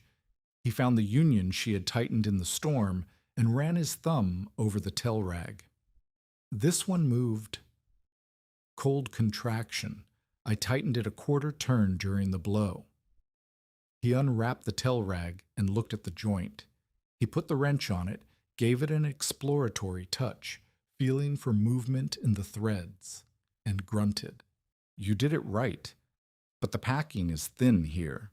When spring comes and the system shuts down, you should pull this union and rewrap it with a double layer." He retied the tell rag. "In Wisconsin, I had a joint like this go on me in the second season. It held the first winter and wept the second because the packing compressed. Iron has a memory for stress. So does cotton." They spent the next 3 days working together on improvements. Brecca showed her how to add a visible water level to the tank, a short length of glass tube salvaged from a lamp chimney mounted vertically alongside the tank with fittings at top and bottom. The water level in the tube matched the water level in the tank. She could check it at a glance without opening the bung. They added a clean-out point at the lowest elbow in the return line, a union that could be broken to drain sediment and rust flakes that accumulated at the bottom of the loop. They discussed extending the system to the mule stalls, a secondary run that would carry warm water along the east wall and take the worst of the cold off the stock area. It was during the work on the secondary run that they disagreed. Brecca wanted to branch the supply line at a T-fitting, splitting the hot water between the living pen and the stock extension. Ragna argued that splitting the flow would reduce the temperature in the living pen. The same volume of hot water divided between 2 runs would deliver less heat to each. "You cannot run both off the same stove at full heat," she said. "The tank is not big enough, and the fire is not hot enough. If we split the supply, the boys' wall goes cold." "The tank can handle the volume if you raise it another 6 inches, Brecca said. "More height means more drive. More drive means faster circulation. The water comes back to the tank sooner and reheats faster. 6 inches means rebuilding the cradle. The posts will not take the additional moment at the bracket." Brecca looked at the cradle. He looked at the posts. He tapped the cross brace with his cane. "You are right about the posts," he said, after a pause that was longer than any he had taken during the original build. "The diagonal takes the vertical load. It does not take the lateral. If you raise the tank without bracing the posts, the whole cradle racks sideways under the weight." It was the first time he had conceded a structural point to her, and they both knew it. He did not make it a ceremony. He simply moved on to the alternative, a separate return loop for the stock run, fed from the tank's existing outlet but routed low enough that the living pen supply line took priority by height. Hot water, being lighter, would naturally favor the higher path. The stock run would get the cooler fraction. "The mules do not need 35 degrees, Brecca said. "They need above freezing. The lower run will give them that." They built it in 2 days. The stock extension did not transform the outer barn. It could not with those walls, but it took the killing edge off the east stalls. On the first morning after the new run was live, the stock water bucket did not freeze overnight for the first time since November. Brecca sat in the partition that evening and told her about Wisconsin, about the creamery in Eau Claire where he had fitted his first gravity loop, a 200-foot run through a cheese aging room, keeping the temperature steady enough that the cultures would set.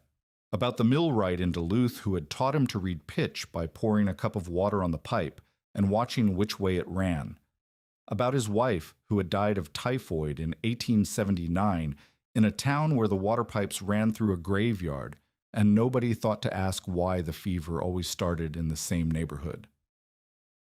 She was smarter than I was about most things, Breka said. She would have liked what you built here. She would have said it was obvious and wondered why no one else had done it. Ragna poured him chicory. It is not obvious. Kittredge has been keeping men alive in Wyoming for 20 years and he did not think of it. Kittredge is a fireman. He thinks in fuel and shelter. You think in paths. Breka held the cup in both hands, and the steam rose between his scarred fingers. That is what your father gave you, not a technique, a way of seeing where heat goes. Breka did not come back after February. The roads held through the rest of the winter, but his leg worsened. His niece sent word in March that the old man was not walking much and that the swelling in the bad knee had spread above the joint. Ragna sent salt pork and a jar of honey she had traded Ada Bell dried corn for. The niece sent word back that he was eating but not standing.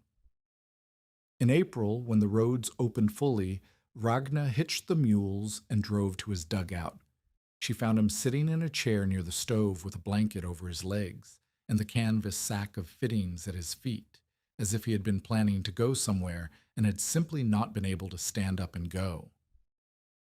The loop is still running, she told him. I shut it down for the thaw and drained the system. No frozen joints.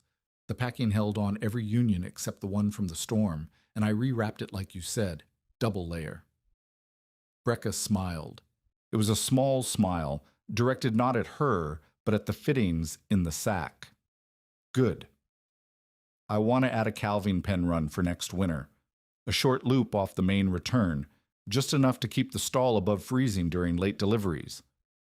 Use the 1.5-inch pipe for the calving run. The larger bore will compensate for the longer path, and pitch it steeper than the main, a 1/2 inch per foot.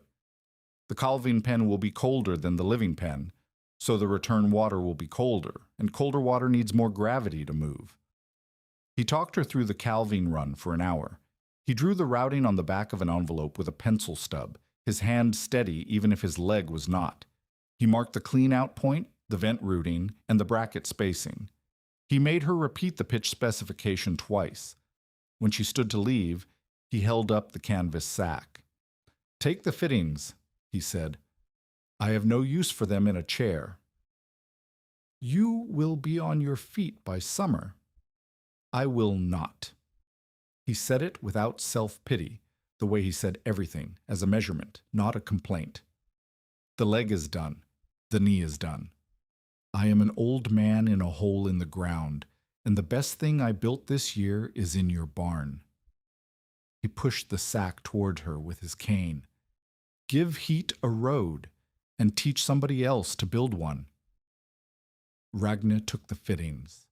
She drove home with the sack on the seat beside her, and the pencil-drawn plan folded in her coat pocket, and she did not stop the mules or wipe her face until she was well past the last place where anyone from Breka's dugout could see the road. Torsten Breka died in his sleep in the second week of October, 1888. His niece found him in the chair with the blanket on his legs and the stove cold. He had not suffered. He had simply stopped the way a mechanism stops when the last moving part reaches the end of its travel, quietly, completely, without fuss. Ragna learned of it 2 days later. She stood in the partition and put her hand against the supply line, cold now, drained for the season, the iron holding only the memory of what had passed through it, and she stayed there until Iver came in and asked if dinner was ready. There was heat in the iron, not from fire or water, from the hands that had fitted it. It would be there as long as the pipe stood, whether anyone felt it or not. The secondary crisis came in late November of 1888, 10 months after the blizzard and 6 weeks after Breka's death. A cold snap hit the district without the drama of the January storm. No green sky, no horizontal ice, just a steady grinding drop that took the temperature below zero and held it there for 5 days. Ragna's system was running. She had restarted it in October, refilled the tank, rechecked every joint, and fired the loop with the confidence of a woman who had done it once under fire and once more in calm. The crisis was not hers. It was the Halversons. Dagny Halverson had a calving cow, a first-timer, bred late, due in weather no one would have chosen. The calf came on the second night of the cold snap, in a calving shed that was nothing more than a 3-sided lean-to with a tarpaulin roof. The calf was alive but small. The cow was exhausted. The temperature was 11 below zero, and the calf would not survive the night in an open shed. Dagny's husband Leif was in Chadron, stranded by drifted roads. Dagny came to Ragna's barn at dusk, carrying the calf in her arms like a child, with the cold turning her breath into a white column that broke apart in the wind. "My shed will kill it," Dagny said. "I have nothing to hold heat in a space that open." Ragna looked at the calf, wet, shaking. No bigger than Pole had been at 2 years old. She looked at her own partition, running warm, the pipe ticking. "Bring the cow," she said. "Put them both in the east stall near the stock run." The stock extension, the secondary loop she and Breka had built in February to Boom, was carrying warm water along the east wall of the barn. It was not hot. It was not even what Ragna would call warm by comfortable standards. But the east stalls, with the pipe running along the boards behind them, held at 22 degrees while the open barn sat at 9. 22 degrees was freezing by human measure. For a wet calf that would otherwise be at 11 below, it was the difference between morning and not morning. Dagny brought the cow. They bedded both animals on deep straw against the east wall, directly under the stock run pipe. Ragna checked the system. The additional heat demand from opening the barn to move the animals had pulled the partition temperature down 3 degrees, and the supply line was running cooler than she liked. She faced the problem Breka was not there to solve. The stove was at maximum. The tank was full. The pitch was correct. But the total heat demand, the living pen plus the stock extension plus the cold air that had entered when the barn door opened, was more than the system had ever carried. The return water was coming back colder than usual, which meant the tank had to work harder to reheat it, which meant the supply line left the tank at a lower temperature, which meant the living pen got less heat. She could not make the fire bigger. The stove was already at full draw. She could not raise the tank. The cradle was fixed. She could not increase the flow rate without increasing the temperature differential, and she could not increase the temperature differential without a bigger fire. She stood at the stove and heard Breka's voice in her head, clear as the tick of the supply pipe. "The height is the engine." Height was fixed. Fire was fixed. But there was one variable she could still control, the volume of water returning cold to the tank from the stock extension. If she partially closed the globe valve on the stock run, reduced the flow to the east stalls, more of the tank's hot water would go to the living pen supply line.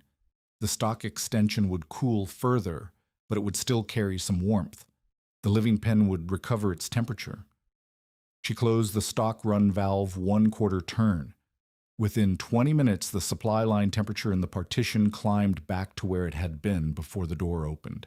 The stock extension ran cooler. She could feel the difference at the east wall, but the pipe was still warm enough that the straw bedding beneath the cow and calf held above freezing. It was a balance, not a solution, a balance, and it required monitoring. She checked the stock extension every 2 hours through the night, adjusting the valve a fraction of a turn each time based on what her hand told her against the pipe. By morning, the calf was standing on its own legs, nursing, and the cow was dry and calm. But the real test came the next day, when Ragna had to teach someone else to do what she had done. Dagny wanted to build a pipe run in her own calving shed. She had no time to wait for spring. The cold snap was holding. She had 3 more cows due in January, and the lean-to would kill every calf born into it. Ragna could not go. The cold snap meant her own system needed constant attention. She could not leave the boys and the fire and the valve balance for a full day of pipe fitting at the Halversons' place.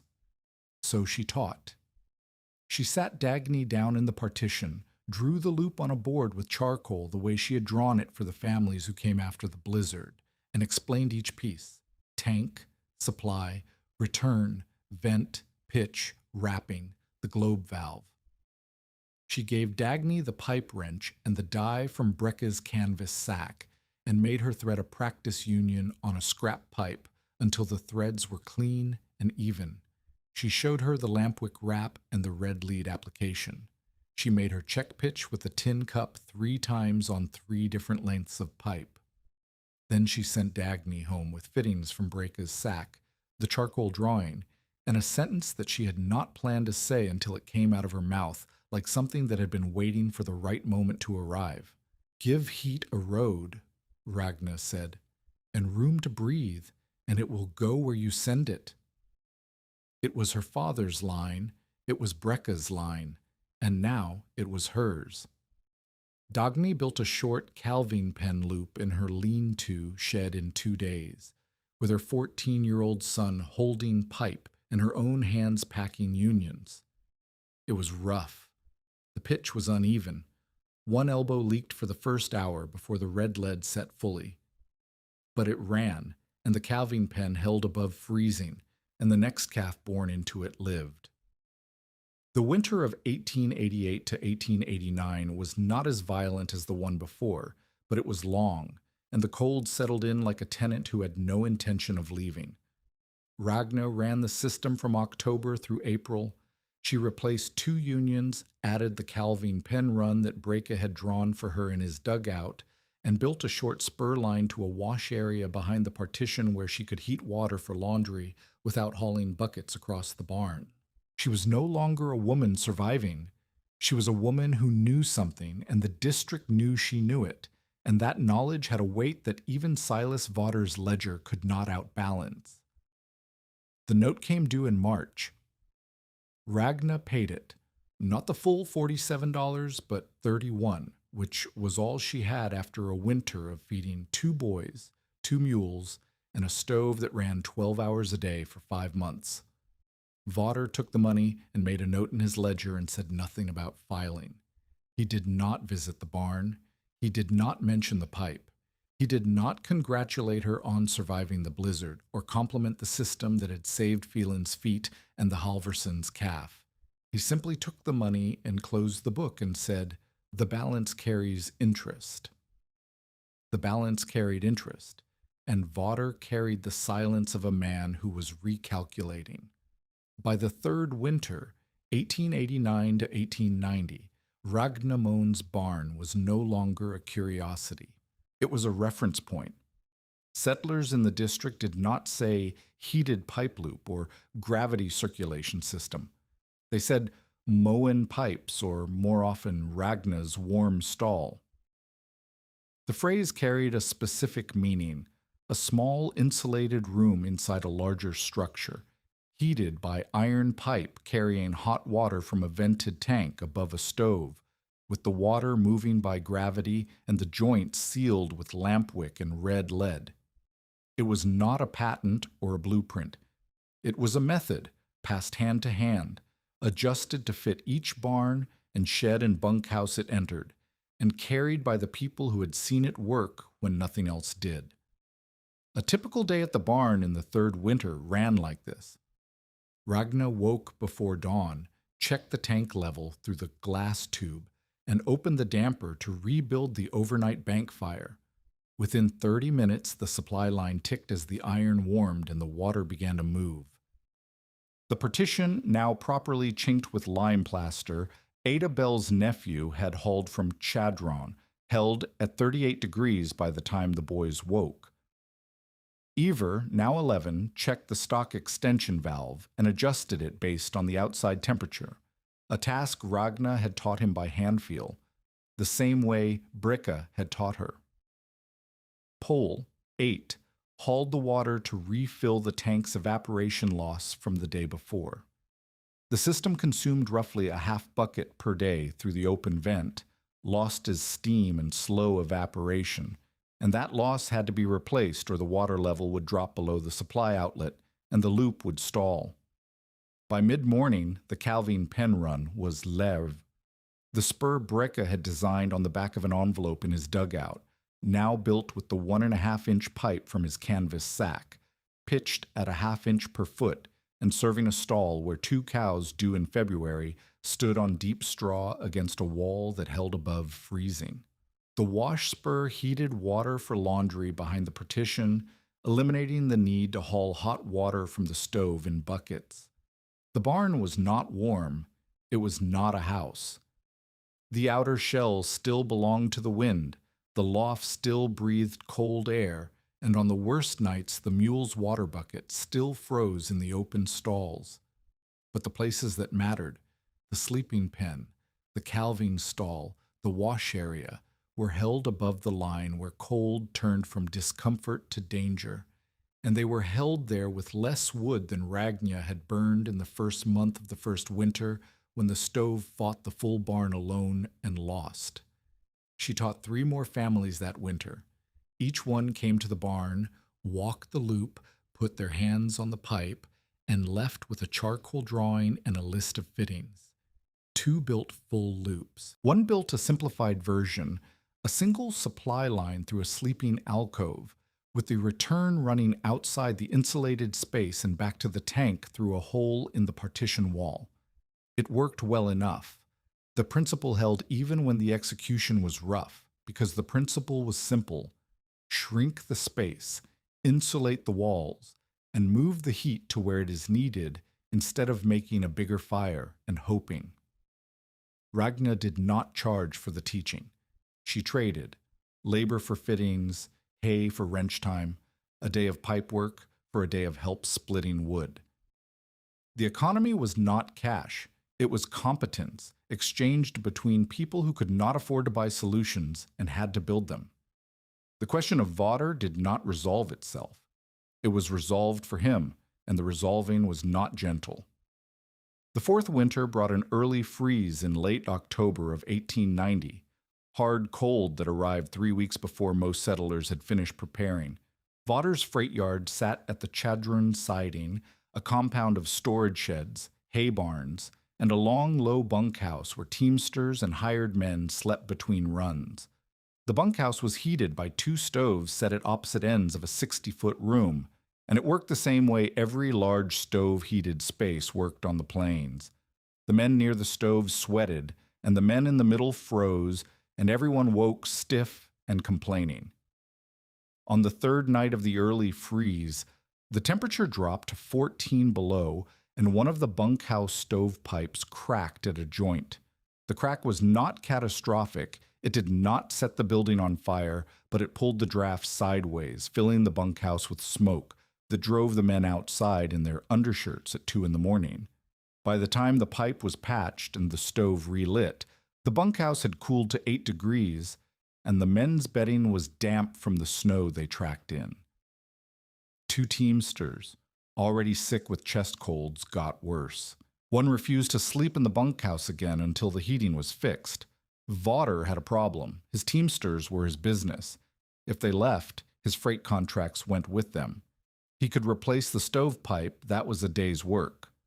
But replacing the stovepipe did not fix the fundamental issue, which was that a 60-foot bunkhouse heated by 2 stoves at the ends was a design that worked in October and failed in January, and had been failing in January for every winter he had operated the yard.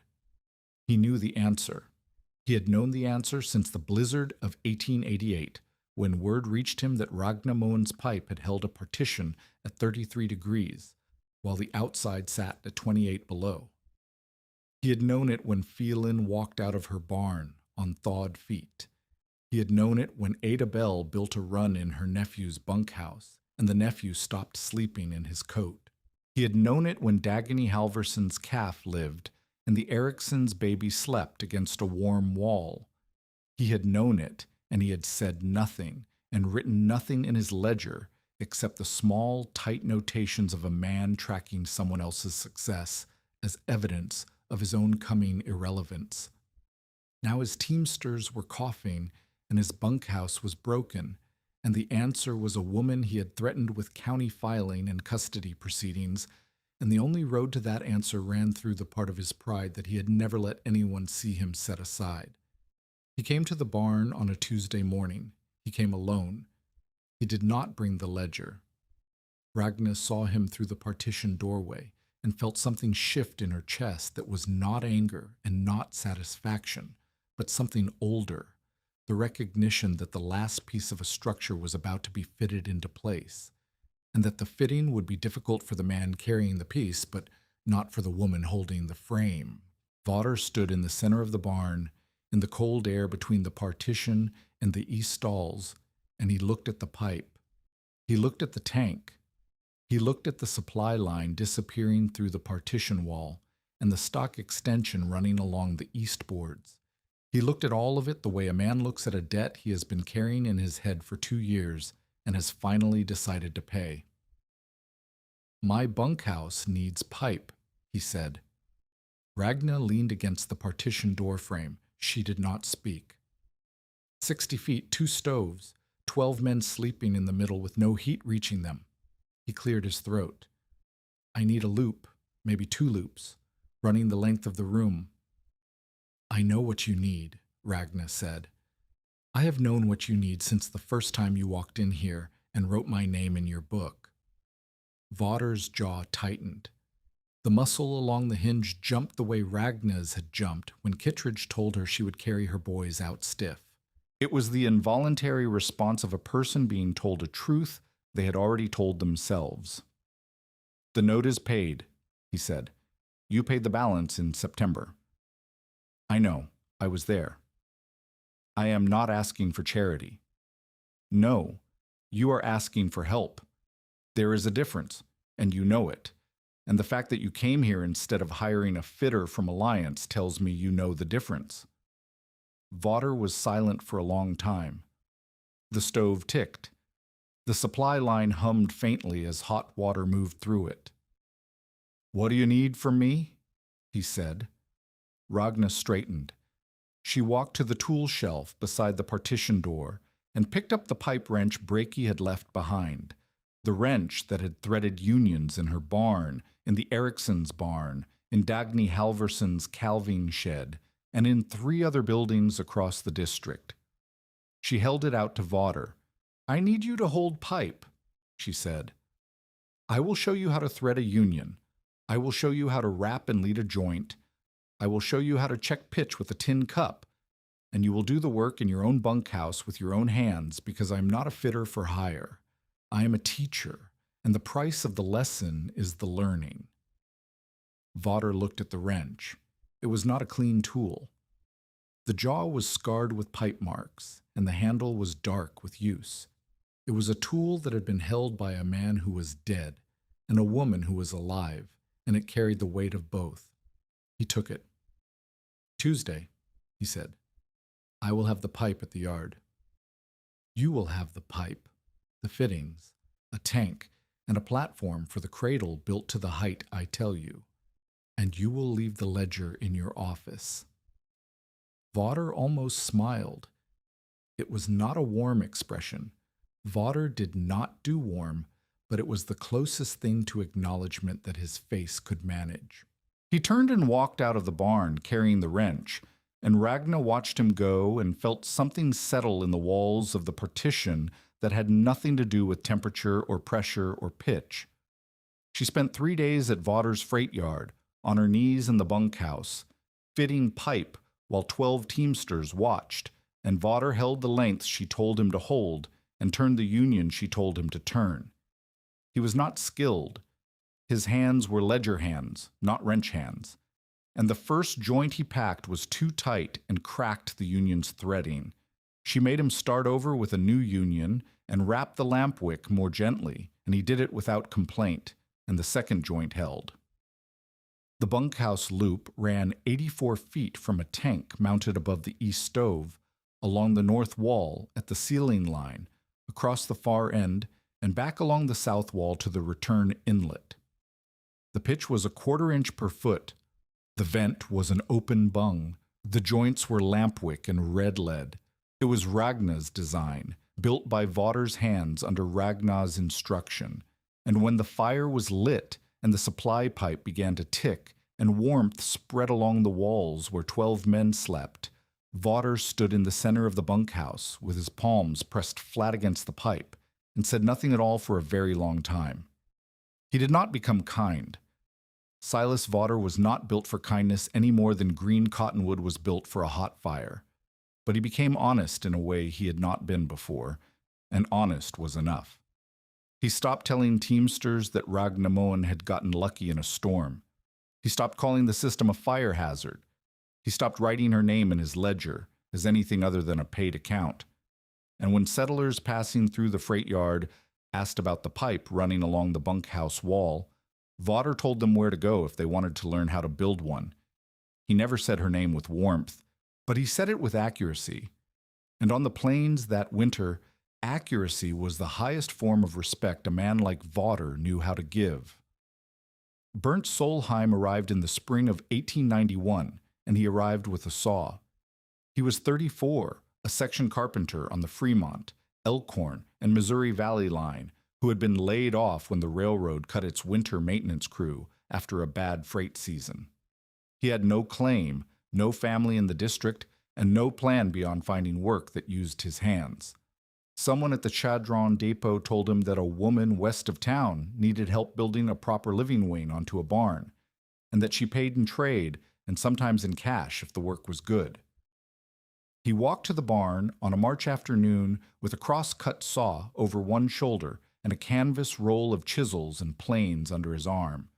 Ragna was in the partition, adjusting the calving pen valve. One of the cows was close to delivery and she wanted the stall warmer. Iver, 12 now, was in the loft sorting boards for the wing project that Ragna had been planning since the previous summer. Solheim stood in the barn doorway and looked at the system. He did not ask what it was. He walked to the supply line and studied the brackets. He crouched and looked at the cradle. He stood and examined the point where the pipe passed through the partition wall. "Your brackets are carrying the weight at the wrong point," he said. It was the first thing he said to her, not his name, not why he was there, a structural observation. Ragna came out of the partition. "Where?" "Here." He pointed at the nearest bracket, a bent strap of iron nailed to the wall post. "The pipe rests in the curve of the strap, but the nail is at the top of the post where the wood is softest. Over time, the weight of the pipe full of water will pull the nail down through the grain. You want the bracket nailed at the base with the strap wrapping up, then the weight pushes the nail into the post instead of pulling it through." He was right. She had not seen it because she was not a carpenter.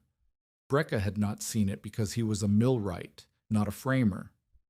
Solheim saw it because he had spent 12 years hanging heavy things from wooden structures and knew where wood failed. "Can you fix it?" she said. "I can fix it in an hour. What else needs building?" That was the beginning. Not a courtship, a collaboration.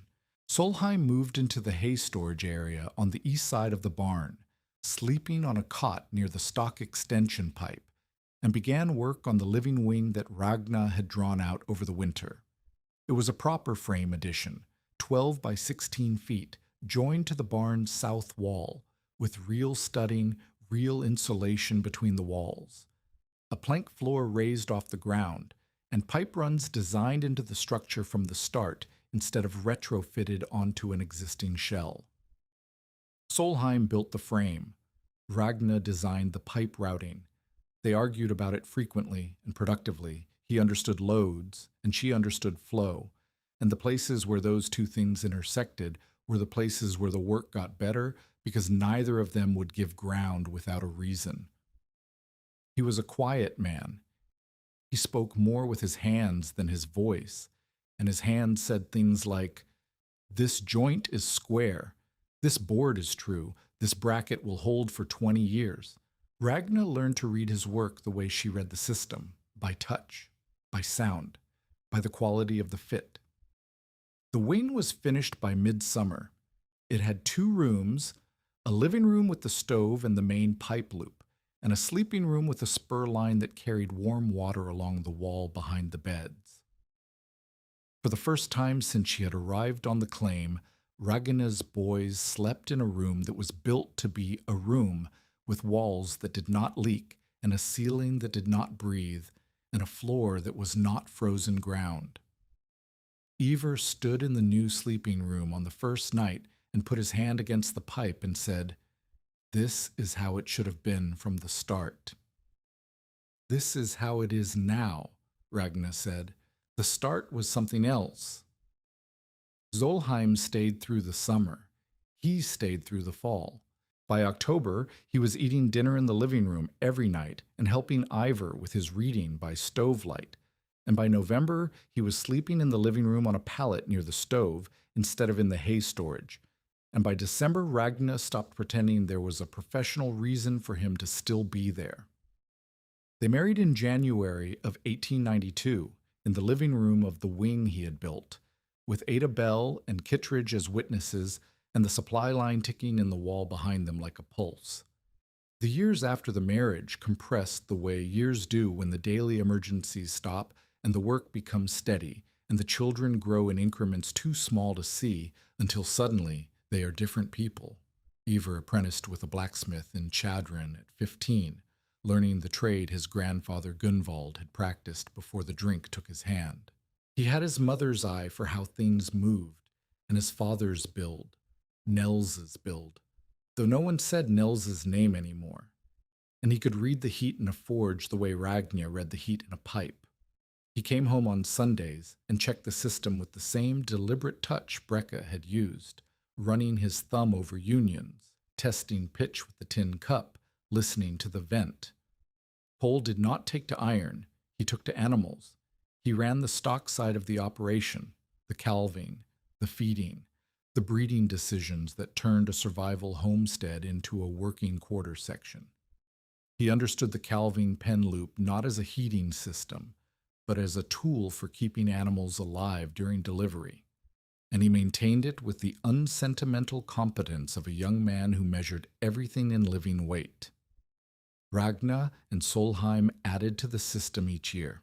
A drying room for wood, a small enclosed shed with a pipe loop that kept the air above freezing, allowing green wood to season faster than it would in open air, a workshop spur that kept Solheim's glue joints from cracking in the cold while they cured, a root cellar modification that used a low-temperature return line to keep stored potatoes and turnips above freezing but below sprouting temperature, a balance so precise that Ragna checked it daily by hand and adjusted the valve a quarter turn at a time. Each addition was a conversation between Ragna and Solheim. She designed the flow, he designed the structure, and the place where the pipe met the wood was the place where their marriage lived most honestly. They did not agree on everything. He thought she overpitched her supply lines. She thought he overbraced his cradles. They were both probably right, and the system held because it was built by 2 people who would rather argue about a quarter inch of pitch than let a joint fail because neither of them had spoken up. By 1895, 7 families in the district had some version of Ragna's loop in their buildings. None were identical. Each was adapted to the structure, the stove, the available pipe, and the skill of the builder. Some were elegant. Ada Bell's nephew had become genuinely skilled at fitting, and his bunkhouse loop ran as cleanly as anything Brecka could have built. Some were rough, patched, and rewrapped, and held together with the determination of people who could not afford to replace what they could repair.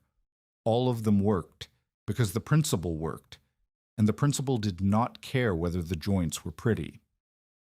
Ragna never saw the method spread beyond the district in any organized way. There was no patent, no publication, no traveling demonstration. The knowledge moved the way all practical knowledge moved on the frontier, by hand, by word. by the slow accumulation of one person showing another person how to do a thing that kept someone alive. It was local. It was specific. It was enough. She lived long enough to see the district change. The railroad brought more settlers. The settlers brought lumber and coal, and eventually the kind of manufactured stoves and heating equipment that made a salvage pipe gravity loop look like something from an earlier age, which it was. The world moved on.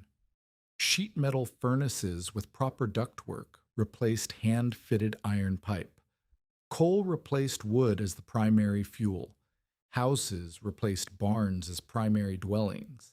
The desperate ingenuity that had kept Ragna and her boys alive became, over time, a story that older settlers told younger ones who had never spent a night in a barn with frost on the inner walls.